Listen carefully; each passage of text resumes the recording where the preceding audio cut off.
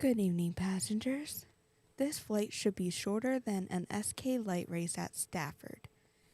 In honor of the Seekonk champion riding in first class with us, we are giving out complimentary Dell's lemonade on tonight's flight. And, as always, please observe the no smoking sign. You damn right, wise ass.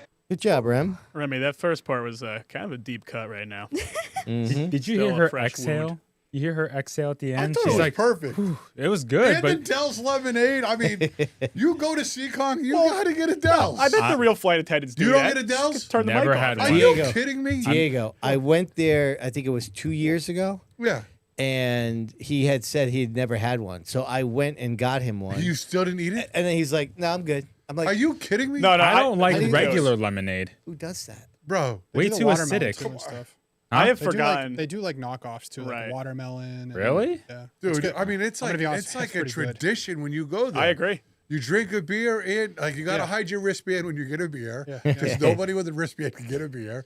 And you get a Dell's. I've forgotten Yeah. and relearned that he's never had one like 4 times now, and it's just horrific every time. Yeah, have you had one? Yes, I've had thousands probably at this point. Oh, they're good. I love It's a lemonade. staple. It It is. is. You guys also got to get cookies from Scratch Desserts. They're one of our partners. They're From set up where? on the front stretch. It's called From Scratch. They have a booth there That's every new week. this year, right? It's new this year. Yeah. What do they have? And it is Like homemade delicious. cookies? Yeah. Oh, so Did you Diego. get milk?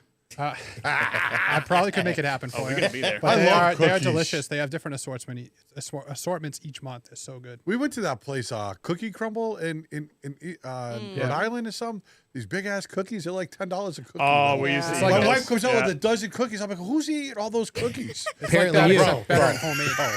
So cut it out. No, bring those to a college party at URI. They're gone instantly. Oh yeah, half of sure. them Disappear, Half of evaporate. them are all on cloud 9. That's Oh why. yeah, more than half. Damn. Oh my goodness, this All is right. getting bad. Well, We got a lot to go luckily over. there's only 20 seconds left before the intro starts. Yeah, so I'm We might be excited. saved. I ain't got time for no Dell's lemonade. Why? Yeah, you do. Lemonade sucks. What Dude, in the he's world? so- Different. I can't talk What food with this the guy anymore. Sometimes, So- though, you have to. You It's not never normal. go out on Okay, a limb. listen, we don't have time to talk. I'm right. We got a show Here to we go. get to.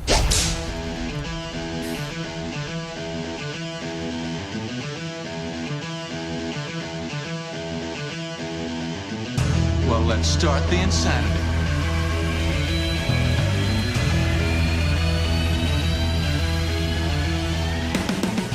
What's up, everybody? Welcome back to the Man Cave for the next edition of the Sid's View podcast. Lots of things to go over today. We're having a good time here tonight. Diego's in the house. What's up, brother? Oh man, what better way to spend a Tuesday night? Good guests, good vibes in the studio. I'm ready. All right, the Reminator here is over here on the controls, ready to roll. Am I going to be the one doing this? Well, I was going to ask the Ricker to do it, but I heard it's his birthday tomorrow, so he's probably going to like a Debbie Gibson concert tonight, so he's out. Yo, yo, yo!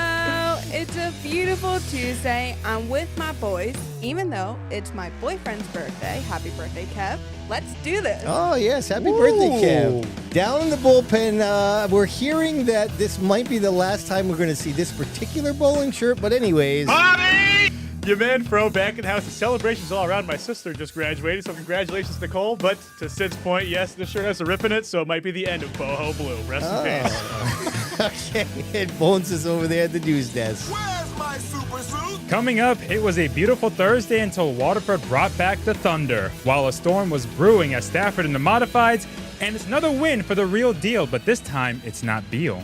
Oh, okay. Do tell later on. We'll get right back to that. All right, let's get things started here. You know how we do it. You're going to want to get into that live chat. You want to go to youtube.com/SidsView/join. Get yourself a podcast membership, $4.99 a month. You jump in that live chat. Once again, people are already hopping in there. Lots of feedback we get during the show. And don't forget, you get bonus videos every Thursday when you are a podcast member, and they always have content from our in-studio guests. This week in the Seekonk Grand Prix hot seat, we have the defending sport truck champion down there. Jake Vanada's in the house. What's up, buddy? Hey, not much. Thanks for having me. Yeah, appreciate you coming in. We've had a good time talking some racing leading up to the live show. We got a lot to go over here. Let's get things started here with our friends over there at Mid-State Site Development.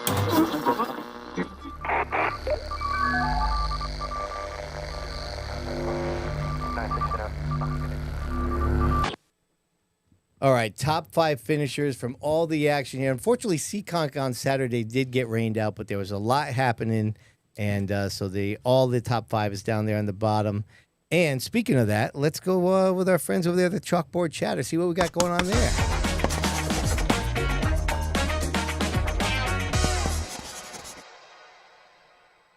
Our friends over there at Surf Pro at Norwich, they always have us, we always got to come up with something here. And with Jake in the house, we had to ask, will there actually be racing on Saturday?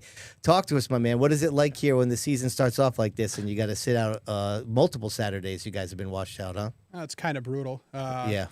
But it's only been 1 year in the last few years that's been decent at Seekonk in May. Yep. And I think that might have been last year. Before that, it's we get 2 rainouts, then you have the thrill show and you're off. And like I said to you earlier, Dylan Estrelli's raced once this year in the Pro Stock. Right, It's right. crazy. I We've know. raced twice, but they've raced once and they haven't raced.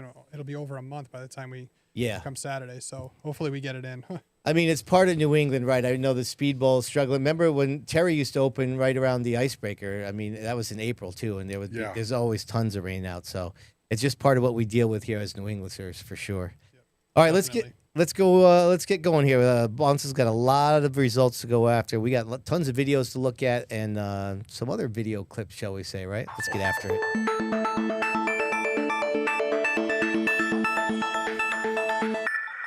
It's the Dale Hedquist Motorsports Weekly Update, and we begin with opening Thursday Night Thunder at the New London Waterford Speedbowl. In the Super X cars, after battling for a few laps, Sean Skinner got by Bill Ryman to start the year off with a victory. Yeah, good job by him. Yeah, and listen, Bill Ryman is really good too. Crafty vet in the Super Crafty X. vet and Yep. and Skinner, man, he's been there for a minute. Yeah. It's I screwed up last week in the pick'ems because Pollard's not there this year. Yep. Skinner's going to be real hard to beat. Ryman is one that could knock him off, and you got Ray Reed. There's a few guys back there. Yeah. And, and real quick, I didn't go. I wanted to go, and I think they were over by like 9:30. They were. Give me some reason to Yep. get over there. No, That was good to see. Right. Yes. I was going to make my way over. I was at Buffalo Wild Wings by the mall, so I could have gone, but I was at Longhorn. I should have Yeah, stopped right. over and seen you. However, I did make a critical mistake. They had this new sauce. It's like golden dust or something. So word of advice, don't try the flavors that don't have immediately obvious names. Okay. That's Right. a bad one. Hey, 19 cars in the Yeah. Super X. Oh, race. that's great, good. man. That's Yeah, great. really good. In the X cars, Corey Caddick went wire to claim the win. Like he's the OG, right? Yeah, pretty much. I mean, like he's the OG of the division. He's running SK lights, and he's just out having fun, right? They come back to have fun. I think they ran almost all year last year, and then they put up a post. That car was built like 12 years ago or something. Come on, really? Yes, Wow. and they just keep running it, and they're still winning. They're winning multiple races. Yes. What happened to Aaron Clemens' dad, Brandon, running the Herman car? That's out I this think year? I think he Is it a one and done thing? Well, no, they he was part of the near division now. Oh, okay, got it. So right. they- Yeah. They only run once a year. Yeah. Okay. You can deal with him next time you see him. Good luck. Wow. Yeah. All right. I believe you get your ass kicked saying something like that, man. No doubt he's going to give it to me. Let's continue on. Legend cars. After a multi-lap duel for the lead, Zach Martinez got by Adam Forster en route to the victory. They had a good battle. I didn't see it, but Adam Forrester is coming from the driver development program. They've run with that whole Morgillo deal that they had going on, and Chris, listen, Chris was crew chief back for Kobe. Oh, yeah. When Kobe was winning, Chris is no idiot. Yeah. And like we had discussed earlier, he is a chassis guy. Eats, sleeps, thinks about it. He was Pressel's crew chief when he won those races, right? Yep, Those Pressel's things? crew Yep. chief, and Race director at one point. it's no surprise. He's been around a while. No surprise that they're running up front. That's for sure. So up to that point, Thursday, Zach Martinez undefeated at the bowl in the Legend cars. So he's got off to a really good start. And then in the Bandoleros, Landon Heim held off both Luca Dibb and Ryder Aguiar to win the season opener. And Heim was getting past for the lead, but a caution came out. Ooh. Gave him a break. Wow. All right. I mean, how many times have that happened, though? That happens a lot. It's always the most inconvenient time. It really is. Yeah. But they had 7 cars. I remember Yeah. back when we Size. used to run, there was at one point, it Oh, yeah. was. It's almost like the first thing we fired people up on is that they had a 2-car Yeah. race, and we were like, what are we doing? Right back then. I mean, Yeah. so they're creeping back up Yeah, a it's little bit, good. which is great. And with Heim, Dib, and Aguiar, that's actually not a bad trio to be racing every Right. week. They had the American Vintage Modifieds in town as well, and Brian Norman dominated driving Gary Byington's car to score the victory. That's cool. Yeah, Yeah. that's a good car. Yeah, that's cool. Good Yep. for him. I know he's been wanting to get into racing, and they dabbled in the SK for a little bit, Yep. but he's really crew chief, and Yeah, he's a KRR. Yeah. Yeah. Yep. so good for him to keep his feet wet over there. Let's go to Stafford Speedway on Friday. In the SK Modifieds, Tyler Chapman came out on top in a frantic feature for his first career SK Modified win. Oh, we went right to the SKs?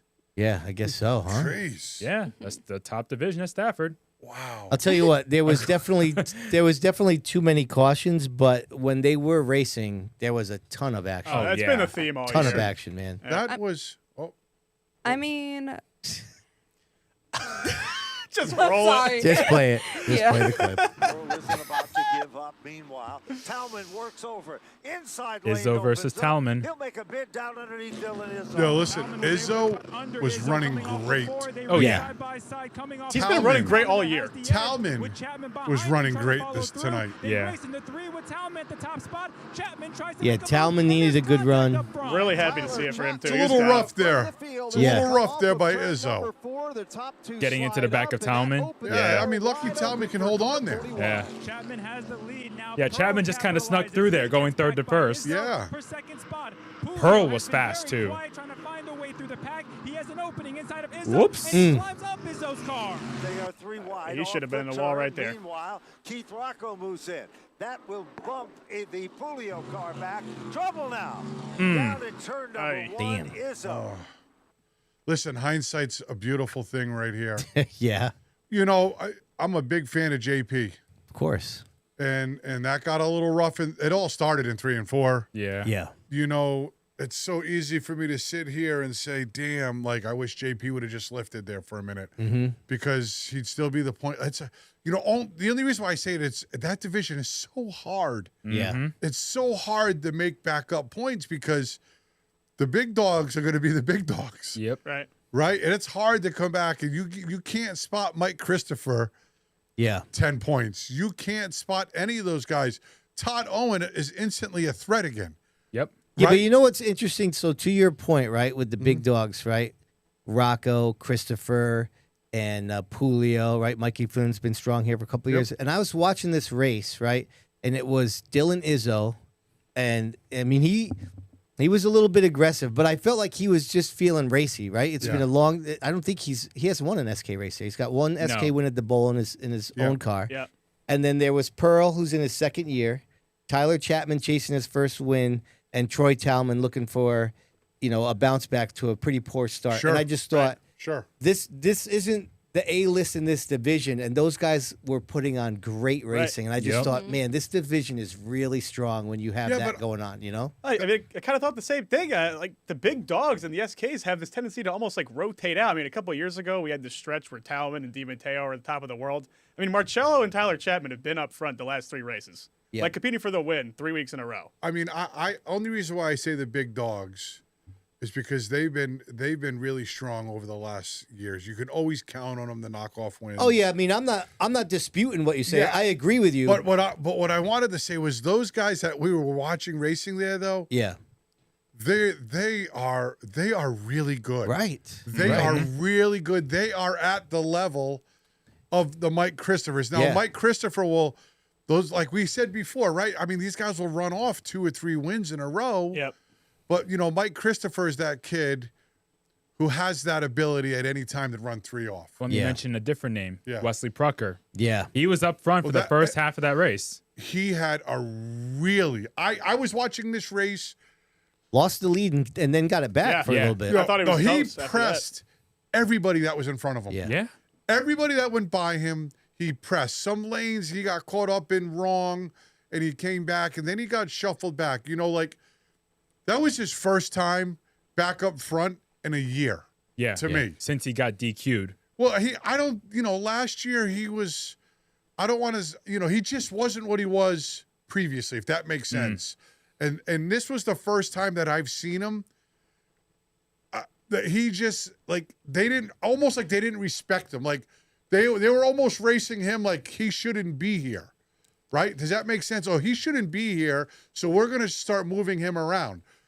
If he continues up his program and he's there every week like that, they have to respect him sooner or later, right? And that's not what I was watching. And the next thing I'm going to say is I wish Alexander Pearl could have this much more aggression because he would win. I know. He would win races. He's a great racer. He's a Pearl. That's what you could have said about his dad. Yep. And he brings it home in one piece every week, sometimes a little jingled up. Yeah. But poof, that boy's is fast. Yeah. Right. They are real fast. Yeah. Well, before we move on, let's talk about Tyler Chapman, the winner. Seriously. First-time winner. That From 17th? he started 10th. Oh, 10th. But right. he kind of just snuck in there in the second half of the race because you get so boxed in when you're 2x2x2 for that many laps. Yeah. But once it finally singled out, he was picking them off, and he almost won the week before against Rafano. So that was almost overdue, I feel like, with Tyler, because I think he had a lot of speed last year, just didn't have the luck to go with it. He was wrecking huge every other week. Yeah. So well, I was listen. glad that he can finally get that first win out of the way, because I know he really wanted to get that checkered flag. He was pressing Marcello the week before. Oh, yeah. He got to the lead and pressed hard. I mean, these boys are legit. Now, one thing I noticed, I just thought about this afterwards. I haven't seen Steven. Right? Yeah, he's not racing Stafford primarily. What is he this doing? year. He's still doing the tour. But stuff, so right? now it the makes 25. You know what happens here, right? So if you just look at it, you may say it's a fluke or whatever that Tyler's running well. But now that nobody's racing in the Chapman family but him, all the focus is on him. that's it. Yep. Do you see the improvement? I mean, it's just unbelievable on how well he's running. Now we all knew he had it in him, Oh, yeah. right? It's like I'm just going to use this. It's like watching Hovey and watching him. It's only a matter of time Right. before the dots just align and then they're heavy hitters here. Again, he had the raw speed last year, but he was getting involved in a thumbnail-worthy wreck every other week where his car would be up in the air. I'm like, you can only do so much. I mean, they were a little bit messy for the rookie year. I mean, naturally, as you expect, but It's a a lot of hard it was not his division. fault. Yeah. Right. It's a young division, right? That's a very young division, the SK division, I feel like. Yeah, I would say generally. There's a lot of young stars in it for sure. There is. You don't see as much of Todd. I mean, Todd's still consistent. Yeah, I mean, Todd and Rocco, they're like the old crafty veterans, but definitely. most of the stars of that division now are under 30. Yeah. That's crazy. Yeah. Christina Hovey says that Steven was spotting for Tyler, which I did see him there with the radio. I saw Yeah. Steven at the track. So, yeah. And All right. and then there was a point brought up in the chat that I just wanted to address about the wreck with Pulio, right? And so I'm not sure who was on the bottom, and I wasn't watching. Rafano was on the bottom, right? So, but there's points, and it's just so easy to be a grandstand driver and sit and watch this accident transpire. Peanut gallery. Yeah, and it's real easy. So for me to sit here and say, I mean, am I right or am I wrong? But there's a point where either Izzo lifts or the 7 lifts, or they're not just. But it's part of the game, Right. Yeah. It's just part of the game, and it's the unfortunate part. I mean, let's ask Mikey Flynn right now. Oh, he's had You a know rough what I'm 2 like? weeks. I didn't think he had a good enough car to win, and I'm like, I picked him. So my flow is like stopping and feeding. I'm like, damn it, man, what's going on? And then I'm like, Flynn is making a run. I'm like, oh, he needs the whole track to be fast. Yeah. And I'm just intensely watching him, and then, bam. You can suck it. That's Yeah. right. Yeah. No, and when you said point in the chat here, I thought you were talking about Ray Christian. Yeah. Oh, yeah. Ray Christian says that Bonsa's take that lemonade sucks is insane. And he is correct. You know what, Ray? Yep. Good job by you. Bam. Take it down. Specifically, Dell's lemonade. Yeah, exactly Oh, right. yeah. That's exactly right. You haven't even tried it. He doesn't look too happy. He shook me right off. He looked at me, and it was like it was poison. He was like, no, I don't want that. Listen, it's y'all's right to be wrong. Let's move on. Such a strange person. Unique is what I call it. Okay, we'll go with that. Late models. Daryl Keene, who led all 30 laps and withstood pressure from Chris Buffoni in the closing circuits, got his first win of the season. Everybody call him delicious. You know what I'm saying? That's a great soundbite. Good for him. That's the source material, I believe. That Chrissy Two Scoops told us that. Bro, yeah, good for him, man. He put it on him. He did. Like, listen, he ran out front and he had pressure. They were lurking. Yep. And he hit his marks every lap, every corner. And I think one of the best cars won that night. It wasn't a fluke. It's crazy because the first 3 or 4 races, he really didn't show winning speed per se. We talked about the Buffonis, the Myers, the Grays. Yeah. He wasn't really up in the conversation. And then he pulls this off. I think he's always been lingering, though, in the top 5. 5th, yeah. Yeah, he's been back in the lingering. top But 5. those guys are good. The Grays are Yeah. good. Like that vision's so good. Gray and Two Scoops ran 9th and 10th. I know, Yeah, right. they were not good on Friday. Not even close. It is You know? shocking. And No, we- but like again, it's not. I guess what Bonsa's saying, Keen, it's not like he's really had like the raw. I mean, he's backed up in the previous 2 or 3 features. I mean, he was starting 5th and maybe finishing 8th or 9th. I mean, for him to just drive away, Well, it you was know, a it's big funny. turnaround. It's in the pick'ems, like, you know, like I picked him last year because I thought it was getting close to that time because he was, you know, he's good for 1 or 2 every He is. year. Yep. What week you land on him? That's tough, It's like right. the roll of the dice, you Seriously. know, and I Yeah. missed it. Yeah. And shout out to Josh Wood getting a podium run. He Yeah. finally had a clean run from start to finish, and he finished 3rd. Oh yeah. Well, the most talked about thing made in this race made us have to revive one of our popular segments. Oh boy. Oh god. You know, we always love when a new sponsor joins the team, too. So big shout out to K2 Automotive for sponsoring the Quote of the Week. And wouldn't you know, from one of the most unlikely people, as I kind of wipe Remy's sneeze off of my shoulder over here. Yeah, that was. Remy, come on, man. That's just ridiculous. Yeah, that Oh, was You know? dense. shut it. Everyone likes my little bit of spice, you not know? all- No, Not no, that no. Let's go to the Quote of the Week. God. The fat scumbag got me about the 3rd or 4th time. Wow. I'm done with racing. Like, Wow. I'm not done with racing, but there's only one reason I'm coming back next week. I don't even think I touched him. We were there. I was underneath him. I don't know if he came down a little bit. I really don't think we touched. I just looked at the front of my car. There's no damage. All right, so There's both zero of those- damage, so I really don't think I touched him. Both of those from Race Day CT. He got the interviews with them. And then, Yeah. so let's go to the clip here of what they're talking about. This is the very last lap of the race. Battling for the 4th spot. Behind them, Kevin Gambacorta got a bump from Paul Barrecchio Jr. that got the 23 sideways. Gambacorta could not save it, went around. I mean, he definitely touched Yeah, I don't know if about all. I don't know. I mean, if I think he touched got him. he Yeah. got him. He Right? I definitely mean, got from him. the video, it looks like he got him. No, not deliberate, probably, But not deliberate. No, he Right. definitely touched But him. you know, I'm going to say, I know you got something to say. What's his name? The 23. Kevin. Gambacorta is a class act to me. Yeah. Right. Yep. There was a hell of a lot of frustration. Oh, yeah, very yeah. out of character. Very rare And to it see is, him you know, that because fired his up. car's been wrecked 2 or 3 times. He's just, I mean, he's at that point right now where he's had it. Yeah. He's just had it, and it just happened to be. I love Paul Verricchio. I talk to him every Saturday night. He's one of my favorite. I like racers. both of those guys. They're but both great. You could just tell what Kevin just like he's moving up, like he was amped up. No, he was second guessing He it was even pissed mid-interview. off. Yeah, I he mean, was I mean, pissed. the quote is tremendous. though. Like it's funny. No, Diego. But- Listen, I saw that, and my first thought was, God, I love short track racing. I want to stand up and just give a round of applause. I mean, that's it right there. Well, the thing is that, like Kevin said in the interview, there's kind of a history between those two in the last couple years.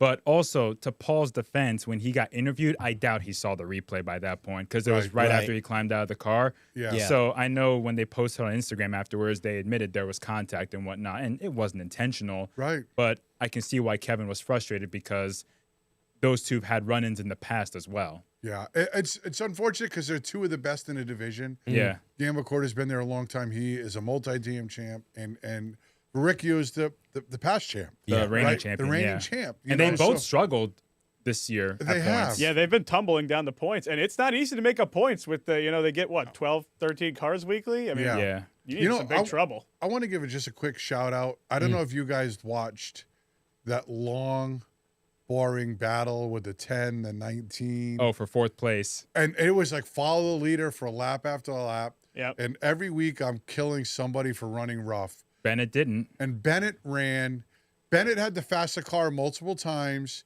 and he chose not to drive through the 10. Yeah. And I just want to give him props for being the driver, because I raced with him at the bowl. I really like those guys, and he didn't crush the 10. No. And they end up going by him. That's what was going to happen anyways. The other pack was 3 miles away, so it didn't really matter. Yes. You know what I mean? So a big shout out to Bennett, because these guys been driving through each other every week. Yeah, we've gotten on him before already. You know, this you year. got 13 cars. It's hard to just keep wrecking cars. It's just so tough because those guys are all so close in the times. Yeah, they are. And it's so hard to get past somebody clean when everyone's running the bottom and no one's making a mistake. Yeah. It's really difficult. Yeah. The trucks are that way as Seekonk. Yes, right. That reminds me a lot of the trucks, and it takes so much discipline to not run into that guy Right. sometimes. Like, I don't mean, intentionally. I mean, even accidentally. Accidentally. Stay off of him when you go and he doesn't. You know, It's easy very thing to do. hard. Right. And Lap it, after lap. Jeez. Yeah. So I was walking through the pits on Friday. Never met Michael Bennett before, by the way. Yeah, good guy. And walking by him, he goes, "Yeah, I turned on your podcast. You say I screwed you?" And I was like, "Well, yeah, I picked you. You freaking took out Phony." Right. So we started talking. I was rapping with him a little bit, and I said, "Listen, if you go out and win this week, just to let you know, you screwed me again." Right. It's just so tough if you're Bennett or anybody in that spot because you can see the top 3 already coming around turn 2 and you're entering turn 1. Like you're 5 seconds behind those guys now. You got to play the long game. Right, no, because circumstance. even though it's not feasible to catch them under green, like you get antsy. I mean, you got to think that the adrenaline's still rising, even if they're getting smaller and smaller in the windshield. Sure. All right, let's go to SK Light Modifieds. All right. Steven Kologiannis survived a chaotic, to say the least, 20-lapper to score his first career win at Stafford. Yeah, good job by him, man. That's basically him and his dad every week working on that car. And Kologiannis has been going at it for, 3 or 4 years now. Yeah. And they just grind away with the father-son duo working on that car great. every week. And I'm happy he got that win because he has been progressing each season. And they've struggled this year. But, part of it is avoiding all the mess, but he still had to hold off some drivers behind him. And there was a lot of drivers behind him that were also hungry for their first win. It was almost like nobody wanted to win. Yeah. Yes. Right? Yes. You got to the front end in that race, and you were jinxed. Yeah. Right? We have one of the wrecks from the leaders, so let's watch this. All right. Leads the way, able to hold off Vogt for the moment, but Vogt has better drive off again. This is one of the worst announcement jinx ever. Way through on the inside of Barry, they touch. They come off the Vogt turn. was Here really comes Casey impressive. Vogt to He the really inside. was. Yeah. He'll make a bid Really, at I mean, the Tyler line Berry by is a inches. SK Light It's still ace. Tyler Yeah. Berry. Will it stick in turn 2? Yeah, this is a great run. It was I a had great money run. on Barry in our shop. $5. I thought I had it sewed up. Huh. Anderson in third, Cassandra Cole in fourth. She has company from Jason Finkbein. Oh, yeah, look at these guys. Just a couple laps Man, what a ago. good race they had going on here. Until this. Goes to the outside as they Oh, man. Right in front of Finkbein, Damn. who goes hard into the Why would you wall think that was after sewed up, running in the Diego, in top this division? 5. Well, so That's I a hear good question. Yeah. I good hear a question. lot that drivers been told in a modified when you're sideways, just floor it and hang a left and go in the grass. Because if you try to save it, Big tires. that'll happen. Those big 15-inch tires will grip and you're going to the right in front of the field. And I felt so bad for Casey and Finkbein. That car is wrecked. I know there was concern about his well-being because he was in his car for a long time and the stretcher eventually came out. But Jason said he's fine, just sore as great to hear. expected. But Yeah. he's not sure if he's going to be coming back this week because that car is hurt pretty bad. Oh, really? That's such a shame. They were really finding speed too in that car. Unbelievable. They've been really good. Yep. So just a quick shout out here. Matthews, another second place finish. Hasn't finished worse than second all year. Jake Hines third. Travis Downey fourth. Connor Christmas fifth. Cassandra Cole sixth. So I have a little bit of a joke. So Oh, boy. when Looking Chris forward to Matthews this. was on the podium, I'm Yeah. like, how the hell did you get the second again? There's no way. He was like, I don't even know. Like, my car was halfway, powered. Like, I don't know what happened. I just missed the mess, and here I am. Yeah. Like, Doesn't it's race it sometimes. insane. Well, Yeah. Hasn't that guy been running SK lights Since the beginning. since Yeah. day Yeah. one? Yeah. Since the His premiere. era, Pretty yeah, much. He has. He right? won in the Yeah. first. Didn't he win the Yeah. very first race? yes. Yeah. That's Yeah. Yeah, it's insane. 1976. You know, Wow. I'm joking. Yeah, that's when I a was deep born. cut. You're really No, that going. wasn't a cut at him. That's Oh, when I that's was messed up. born. That's messed Man, up. you are going to have a tough time walking around Stafford that's- on Friday. that's That's two people already. It's gonna be Whoa. like 10 guys, Brandon? bro. Chris Matthews is the man. Brandon Plemons and Chris Brandon Plemons, Matthews. so That's- he's- the I know, list but is you're two. ripping on him. Yeah, the list Am I is ripping? two. I'm sorry, guys. I love you. You're I not do. sorry. Don't kill me, please. I'm coming sad Friday. I'm gonna have to get you one of the. I'll give you the Webby cam you can wear around the chest. Let's see what happens. So you talk about the leaders being Yeah. a jinx. Yeah. So second half of the race, Robert Bloxham III has the lead, and he's one of the fastest cars left because Anglaise is out because he had a clutch issue. Yeah. And then Bloxham misses a shift, falls to the back. Dylan Houghton gets the lead. Final restart, misses a shift, breaks the transmission. Yeah. It's like, what is? I couldn't believe how many I issues know- on you know what's restarts we funny? had. Goodness. It's so funny because what I didn't understand is now those guys may have had certain problems, but there is an issue in auto racing with younger people or younger people coming up in racing and shifting. It used to be the only place when we ran that you'd made up spots. I mean, you were foaming at the mouth for every restart. it Right. still is Diego. Right, but these I kids, kinda they think. don't know how to shift. Yeah. They don't shift correctly. It's hard for them. Yeah. And to me, it's like the easiest part of the game. Is it because standards are not common anymore? Right? What kid out there is driving a stick? Right. When I grew up, I used to back my mom's car down the driveway, smoke the hell out of the clutch on it. What was that? 1976. 1976. Are there any Well- misshifts in iRacing? I was just gonna say, Yeah. Right. Right. weren't you guys No. talking about Yeah. that? I mean, half the people I know that play Iris and use the paddles. I mean, Yeah. how much Right. are you Well, really that's ripping what out the I'm old saying. H Right. pattern? There you go. That's what I'm saying. And it used to be the one part of the game that you had to be good at. When you raced against a Keith Rocco, Yeah. a Ted Christopher, Yeah. you blew a shift. You were get out of here. Forget I mean, about that's it. still You're happening. done.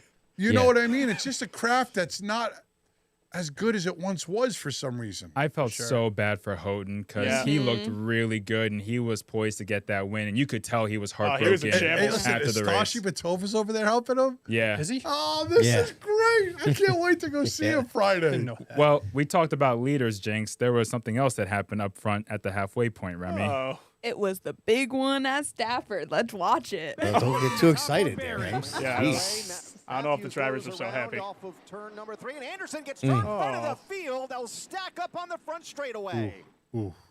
Yeah, that up to that point just pretty much summarized Sammy's season. What Up happened to that there? point? It's hard to tell from that angle if Barry came up. I don't know. What do I you can't think? tell from that angle.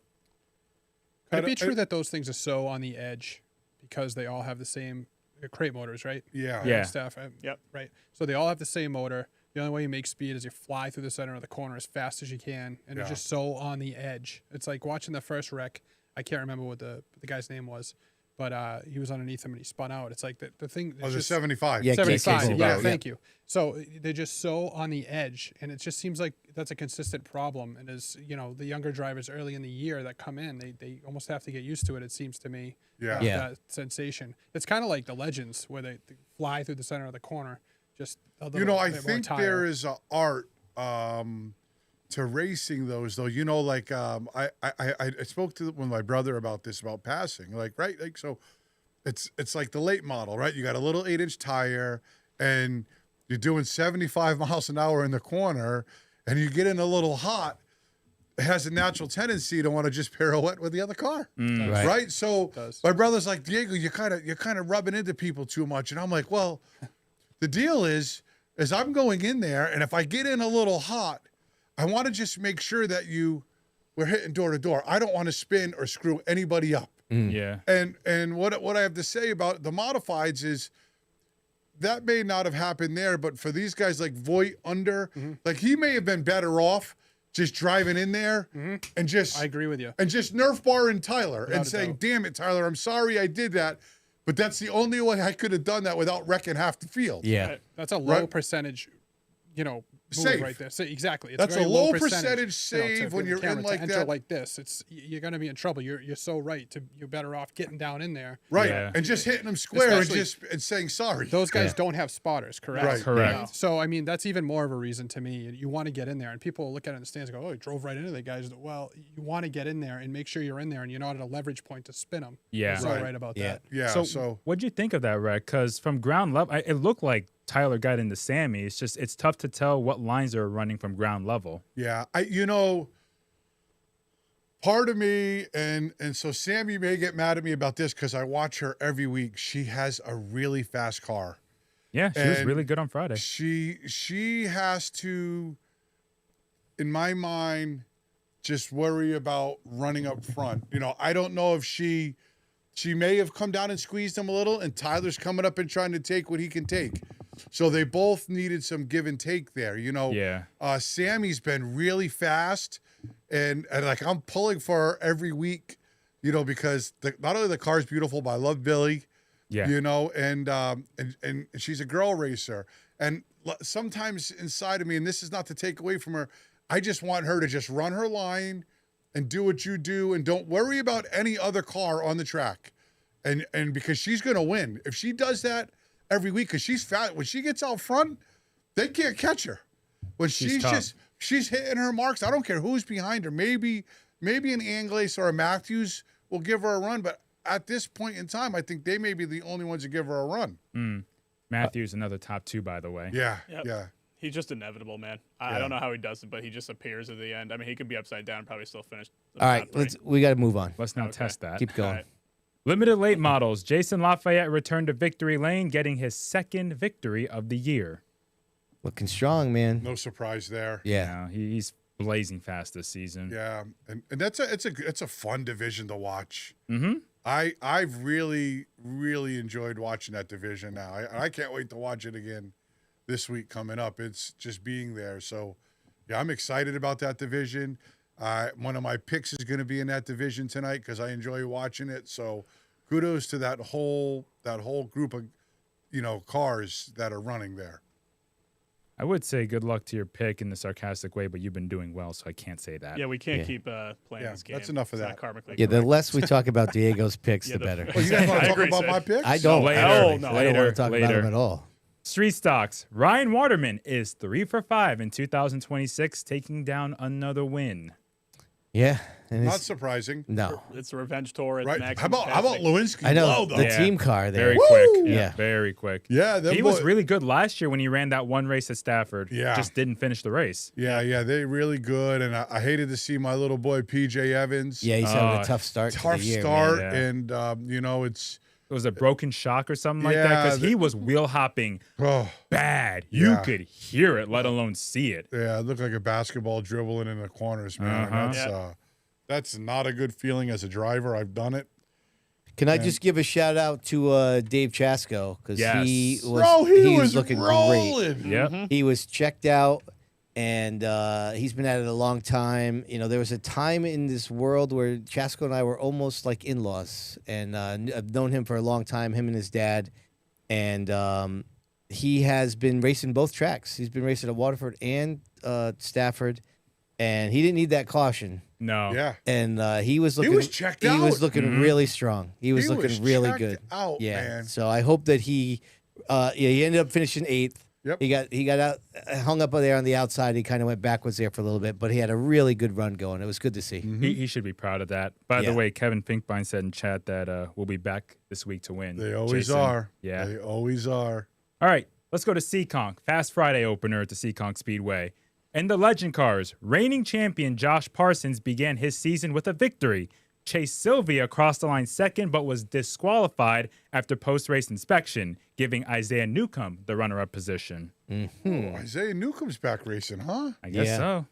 Good for them guys. Has he taken a break, though? I don't know. I mean, he was running the 604 mod, Yeah. SK lights. Yeah. And they kind of just fell off. I haven't seen him. He's kind of like Johnny O with the Legend car, though. Yeah. Never really gets rid of it and just can show up and, Yeah. and wheel it. Yeah. Yeah.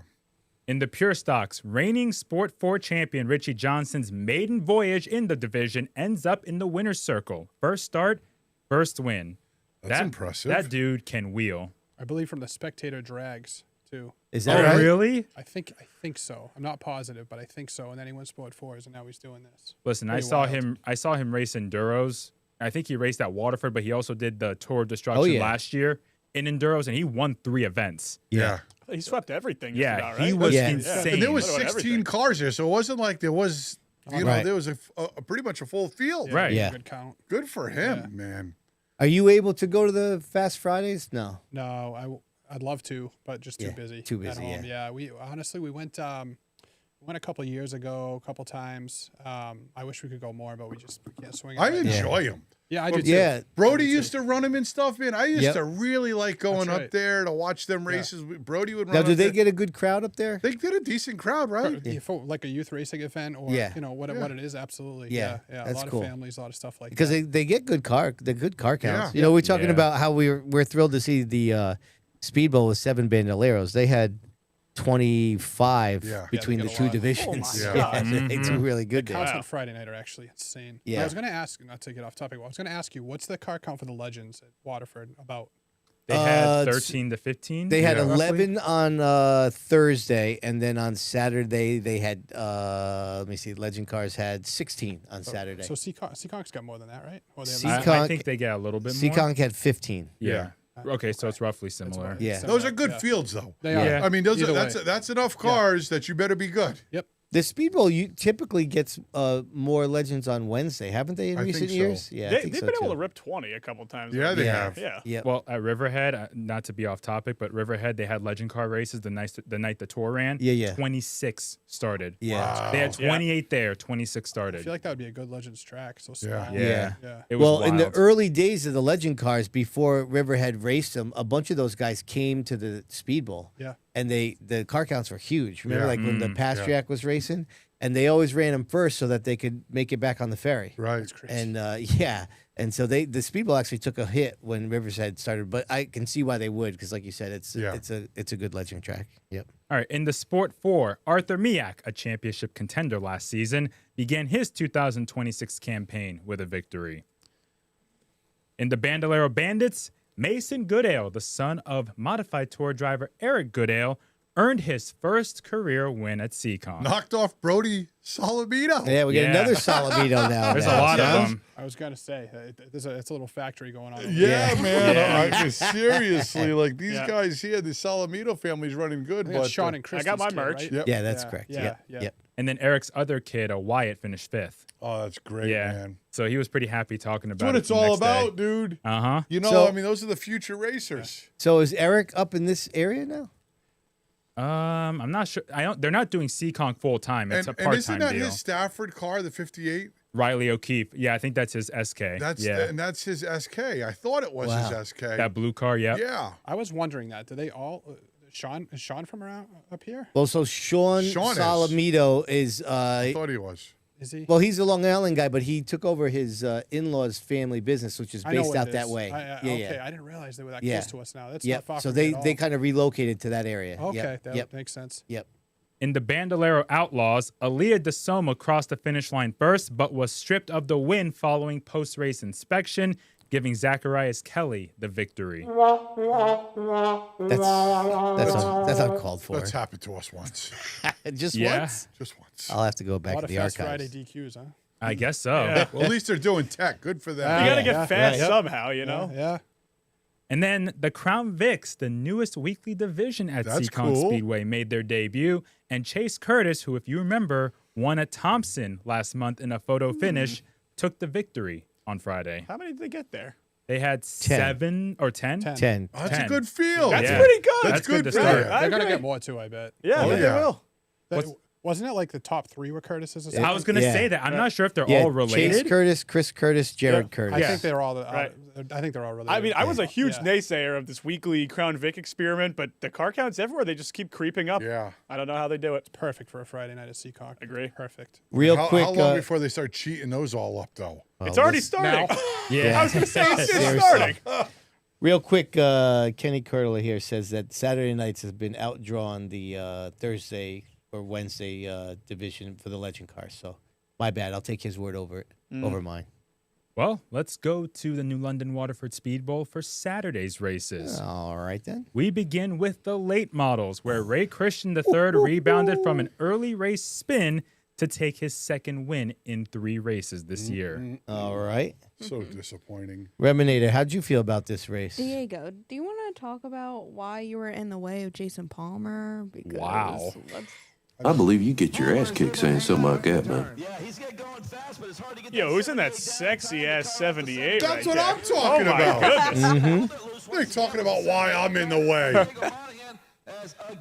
Well, we'll evaluate it here. I mean, listen, there's a lot of nail-biting, white-knuckle racing right here. Look at this. How much were you sweating in this moment? Sweating. My mouth was hanging wide open. I mean, seriously, I needed a shot of water really bad. What's with you in the outside? Let's say we got to go to be fast at the speedball now, Well, right? I mean, that's where my car was good. I tried to run the bottom, and it just wasn't working. Were you too loose? Too tight. Too Way tight? too tight. Mm. Yeah. Oh, my goodness. All right. Well, don't Yeah. you know, according to Remy, all the blocking's happening out there. Listen, those guys, weekly, I finished third, and second in my return, right? Yeah. Pretty good. So I'm super pumped about that. And every week I lose to either Palmer or Ray. Yeah. 2 of the best right Well, they're now. 2 of the I best. say, those guys are really good. And last week I had such a great run with, it felt good as like an OG, and Jay is really good. And I've said this multiple times, but he is truly one of the goats of the division. He is great there. He's been one of the best all time in that division. 100%. And the race side by side with him for 10, 15 laps we did for the lead. Yeah, that went on a lot longer than And we that clip. raced hard, and Jay was creep back, and I would creep back, and it's just been a lot of fun. But Ray, it just happened to catch Ray when he was really good, and we finished second again. So it makes you keep working hard. But it's great. It was unfortunate early in that race. There was an incident early on. Yeah, I got in a little wreck. I got in the back of Aaron just a little, and it was and those guys are my friends, like Aaron and Gatakey. My heart was breaking. Like I think I was talking about earlier, there's only 12 or 13 cars, and you don't want to see anybody wrecked. Right. I want to see 19 late models. Yeah. Right. I don't, the last thing you want to see is somebody going off on the hook. So, but anyways, it's been a lot of fun. Brody was in that race. What happened? He had a steering rack issue or something like that? He got wrecked going down the backstretch early on. During all that melee, there was a restart and he hit the backstretch wall like almost 3 wide and broke the rack. Yeah. Right.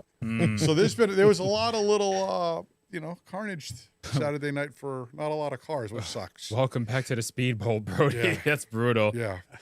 SK Light Modified. Sammy Anderson staved off Evan Burgoyes in a caution-free feature to get her first win in nearly 2 years, and man, did she desperately need that. Yeah, for sure, man. That's ran huge. good, though. She did. She ran really good. She ran good like she runs at Stafford good. That's Yeah. what I'm saying. Once she got out, it's hard to catch her. She has fast cars. Right. Yep. And Just good to see that division go caution-free. Greenwich, with how the first Seriously. 2 races went. And Yeah. tell me Sammy Anderson didn't need that. Yeah, 100%. Oh, my gosh. Oh, Her year was horrible up to that point. my goodness. They've had one thing after another go wrong week after week. Yeah. She's been running good, but the paper does not reflect the speed that they've had, whether it be mechanical or, strange accidents. Across all the tracks she's been running. And look, she's a very popular driver. She's Yeah. really good with the fans. Yeah. The kids appreciate her. So to see her be able to park the car and celebrate with everybody. Yep. I mean, it's good for everybody, in my opinion, to see Sammy win. How about Vinny Rapocchio, the point leader going in, MIA? Yeah, where was he? Apparently he had a family wedding commitment. So Really? Because yeah. I'm out there watching. I'm like, where the hell I know. is I the was Sign Pro car? surprised to see Yeah. that. So I couldn't, yeah.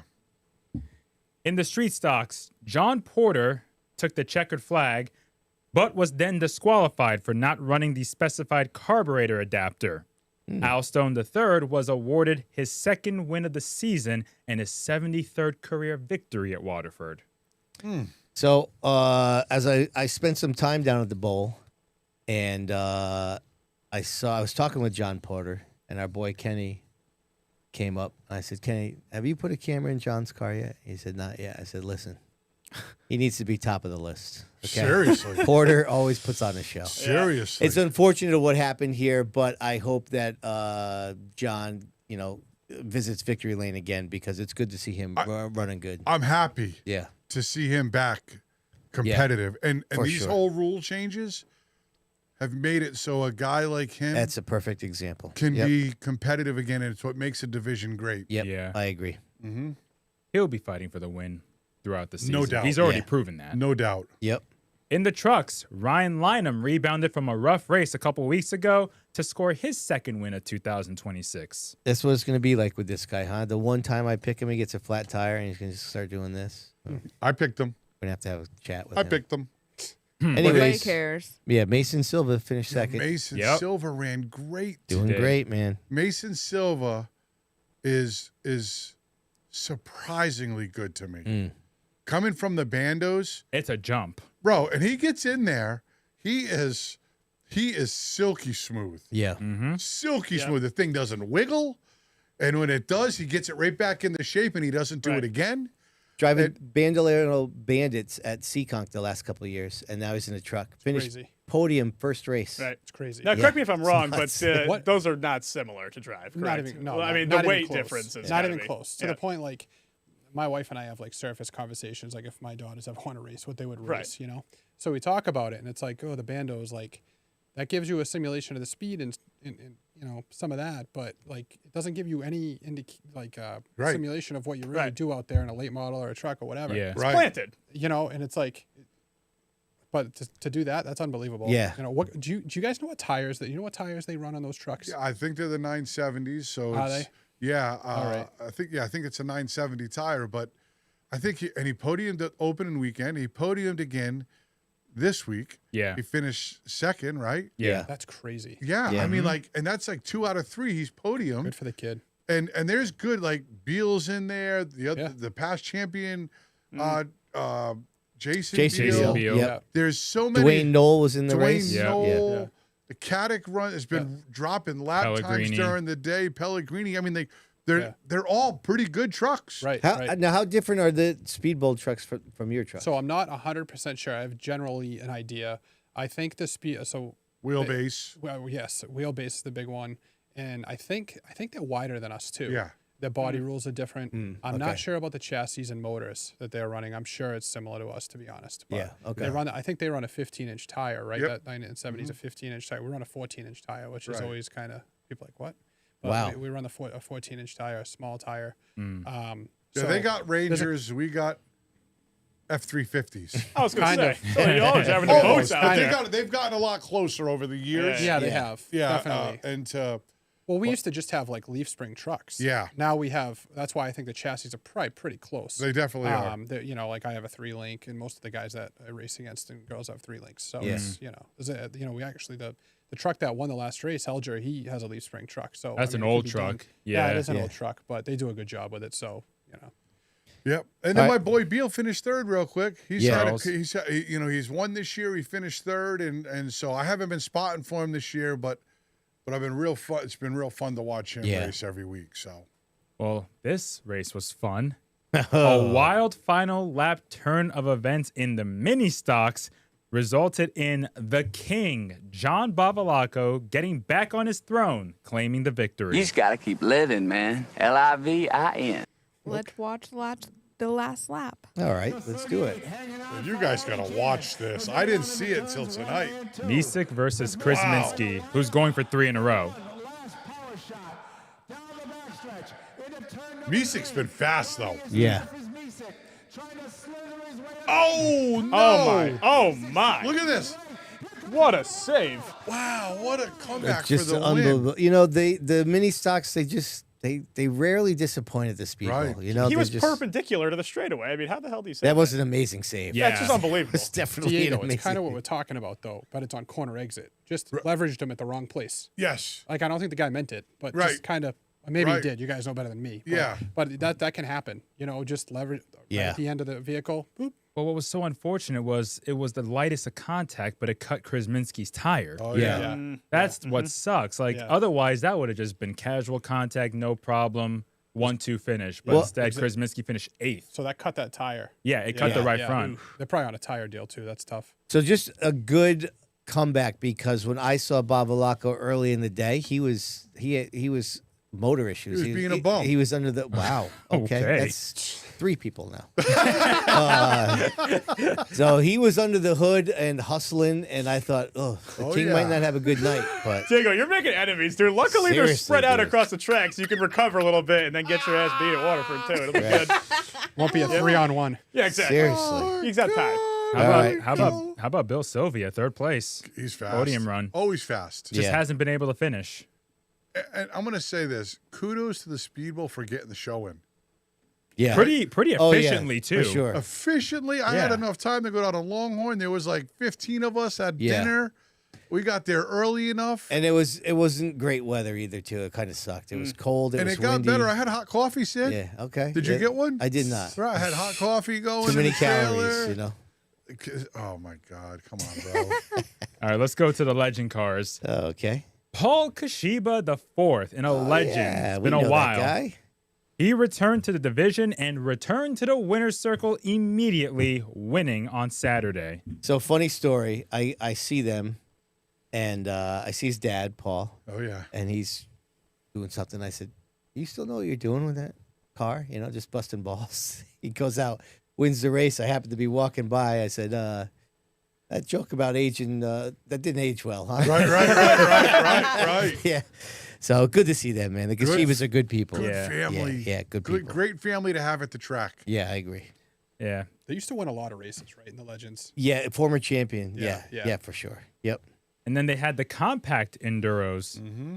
They had a 70-lap feature, and another Babalako found victory lane. Jim Babalako celebrated the win. So that is, I asked John earlier today, said that's his uncle. 40 cars in the Enduros. Great. That's pretty good. That's good to see. Yeah, it's full. And you know what, Diego? What a better time to go through the old Water Whiz Stat Splash, shall we? Okay.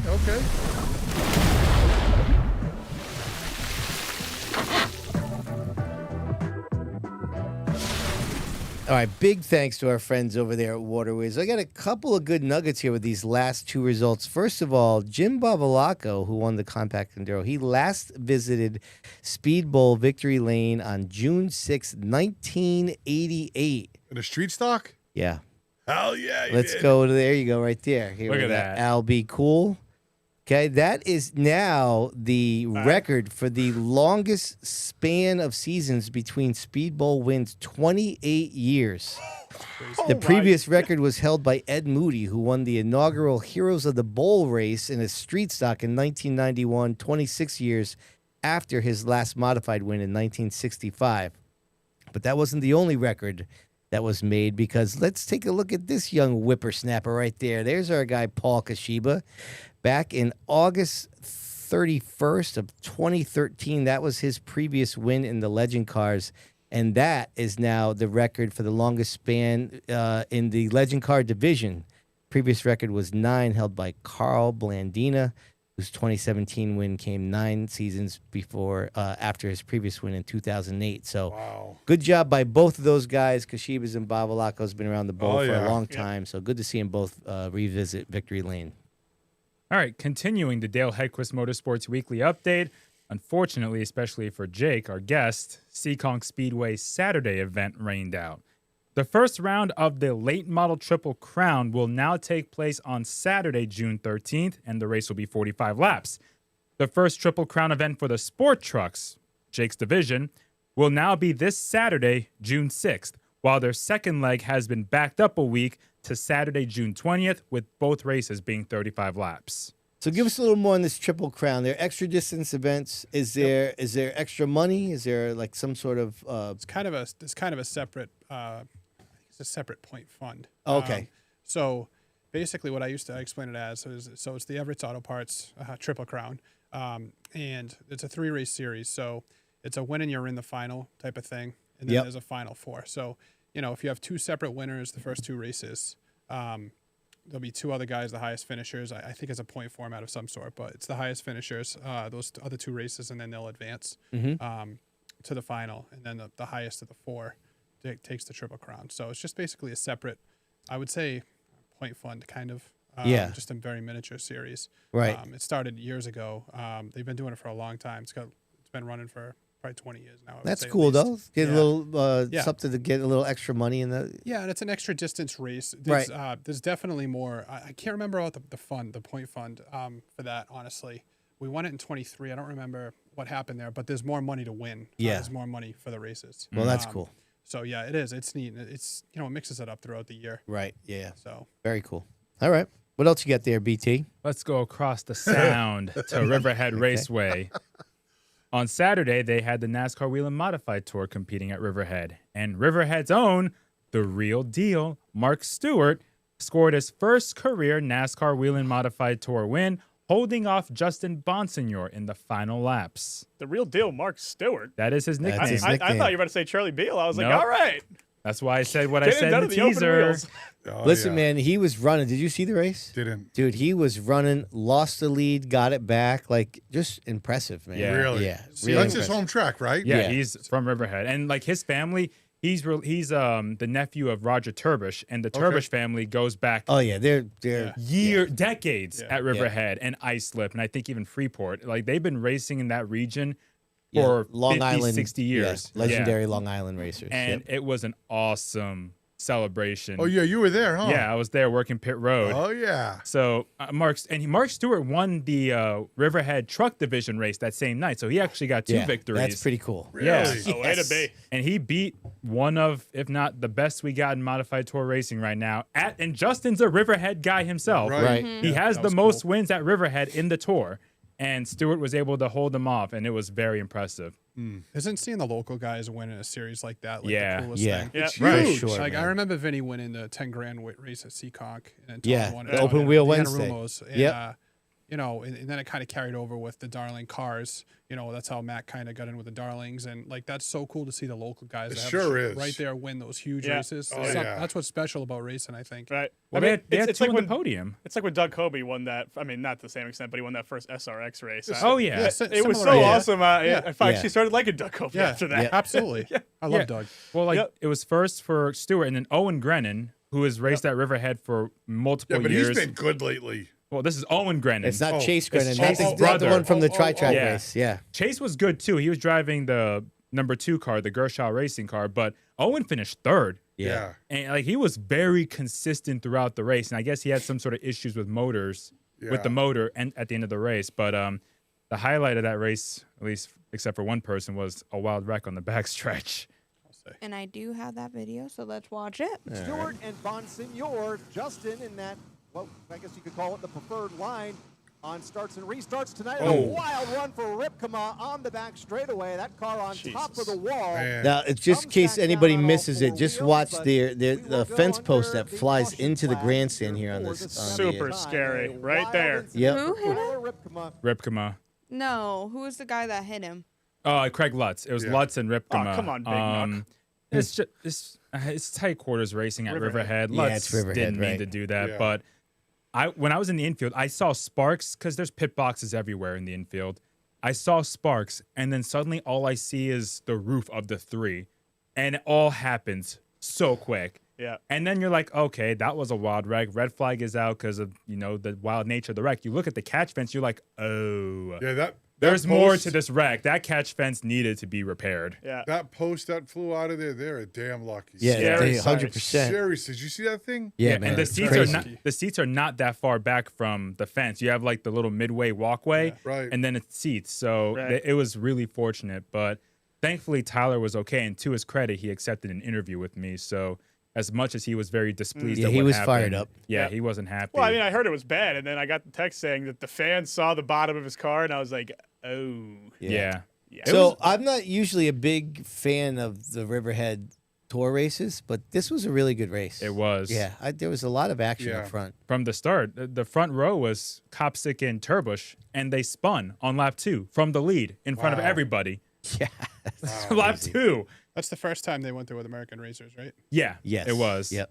So Boy, it, there's So been it's a been lot an going adventure. on Yeah, it's there. been a Oh, fun yeah. topic, hasn't it? It's an Seriously. adventure. uh-huh. Yeah, I don't know what to make of all that. I really don't. I mean, how do you get out of it if it keeps going this direction? What do you? I mean, you pull the plug. A lot of the experienced guys, they kind of want not a tire war, but they want the choice like old school. Yeah. It's like I don't know. I don't know. I don't know what the correct answer is, and quite honestly, I don't know if they really have a problem or if people just don't like change. I can't tell because obviously I'm not in the middle of it, but you run into that a lot, Right. and people just don't like change. I'm Yeah. one of them, so Yeah. No, I agree with you. I've wondered that too. Like, is this? It's surprising that there's multiple teams that are deciding not to race full time. Like, That's amazing that they've gone. Blows my mind. That they've gone to that level. Because we've talked about things. We were talking about the chase earlier, probably I think before the live show, but just about everybody's under the same rules, right? So I mean, everybody's struggling. Like, I know it's a little bit different, but it's not like I don't know. I'm just stunned that there's drivers that are saying. Well, they're talking a lot about inconsistency. I was talking to a lot of the guys at Seekonk that I know, and what I didn't get to the bottom of it was the inconsistency. Is it inconsistency in size, how they're sizing up, or is it inconsistency in the quality of the product? I've heard the size. I mean, I don't know. I mean, everybody complains. I know about they're the professional, size. so to speak. Diego, what? That was just come on.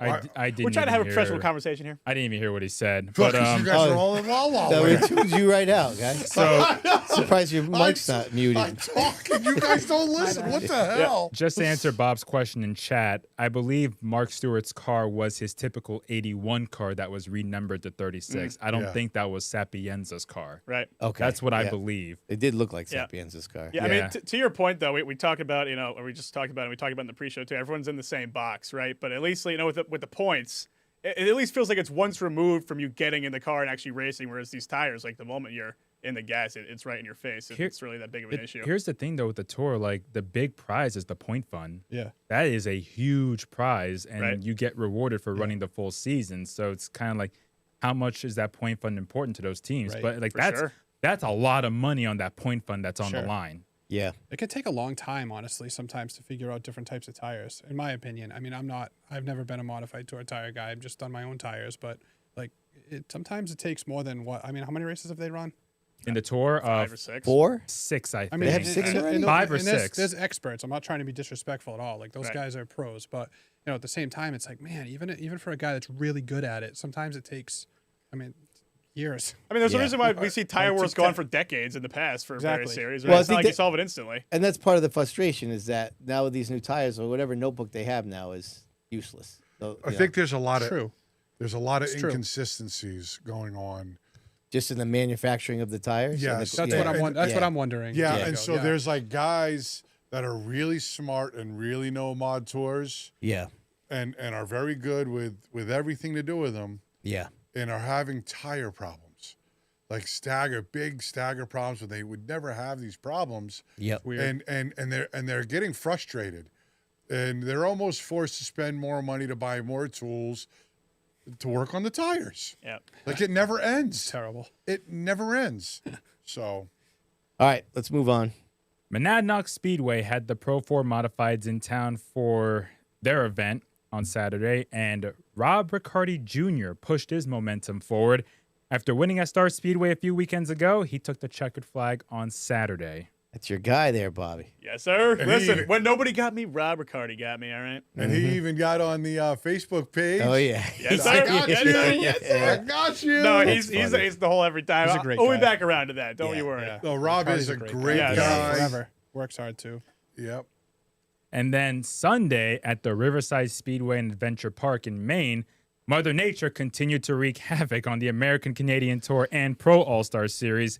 Their races at Riverside were postponed to Sunday, August 16th due to rain. They've had a lot of rainouts, haven't they? Yeah, it seems like they've had a lot. Tapley could tell us in the chat. I'm sure it's been like, They've had a man, tough how do you just keep scheduling all these events around the other tracks? I mean, it's got to be hard. I think Tapley said on Facebook, like they only had one slot maybe remaining to put a race in to wow. reschedule because everything else is just so filled. Yeah. Wow. It's tough. All right, let's do some points, shall we? Let's take a look, see some updates here. Let's go over to Stafford here. Thanks to our friends over at Myers Crazy Hollow Creamery. So the dogs are very excited about the Stafford points. You mentioned ice cream, and they got excited. I guess so. They're going for a pup cup. Yeah.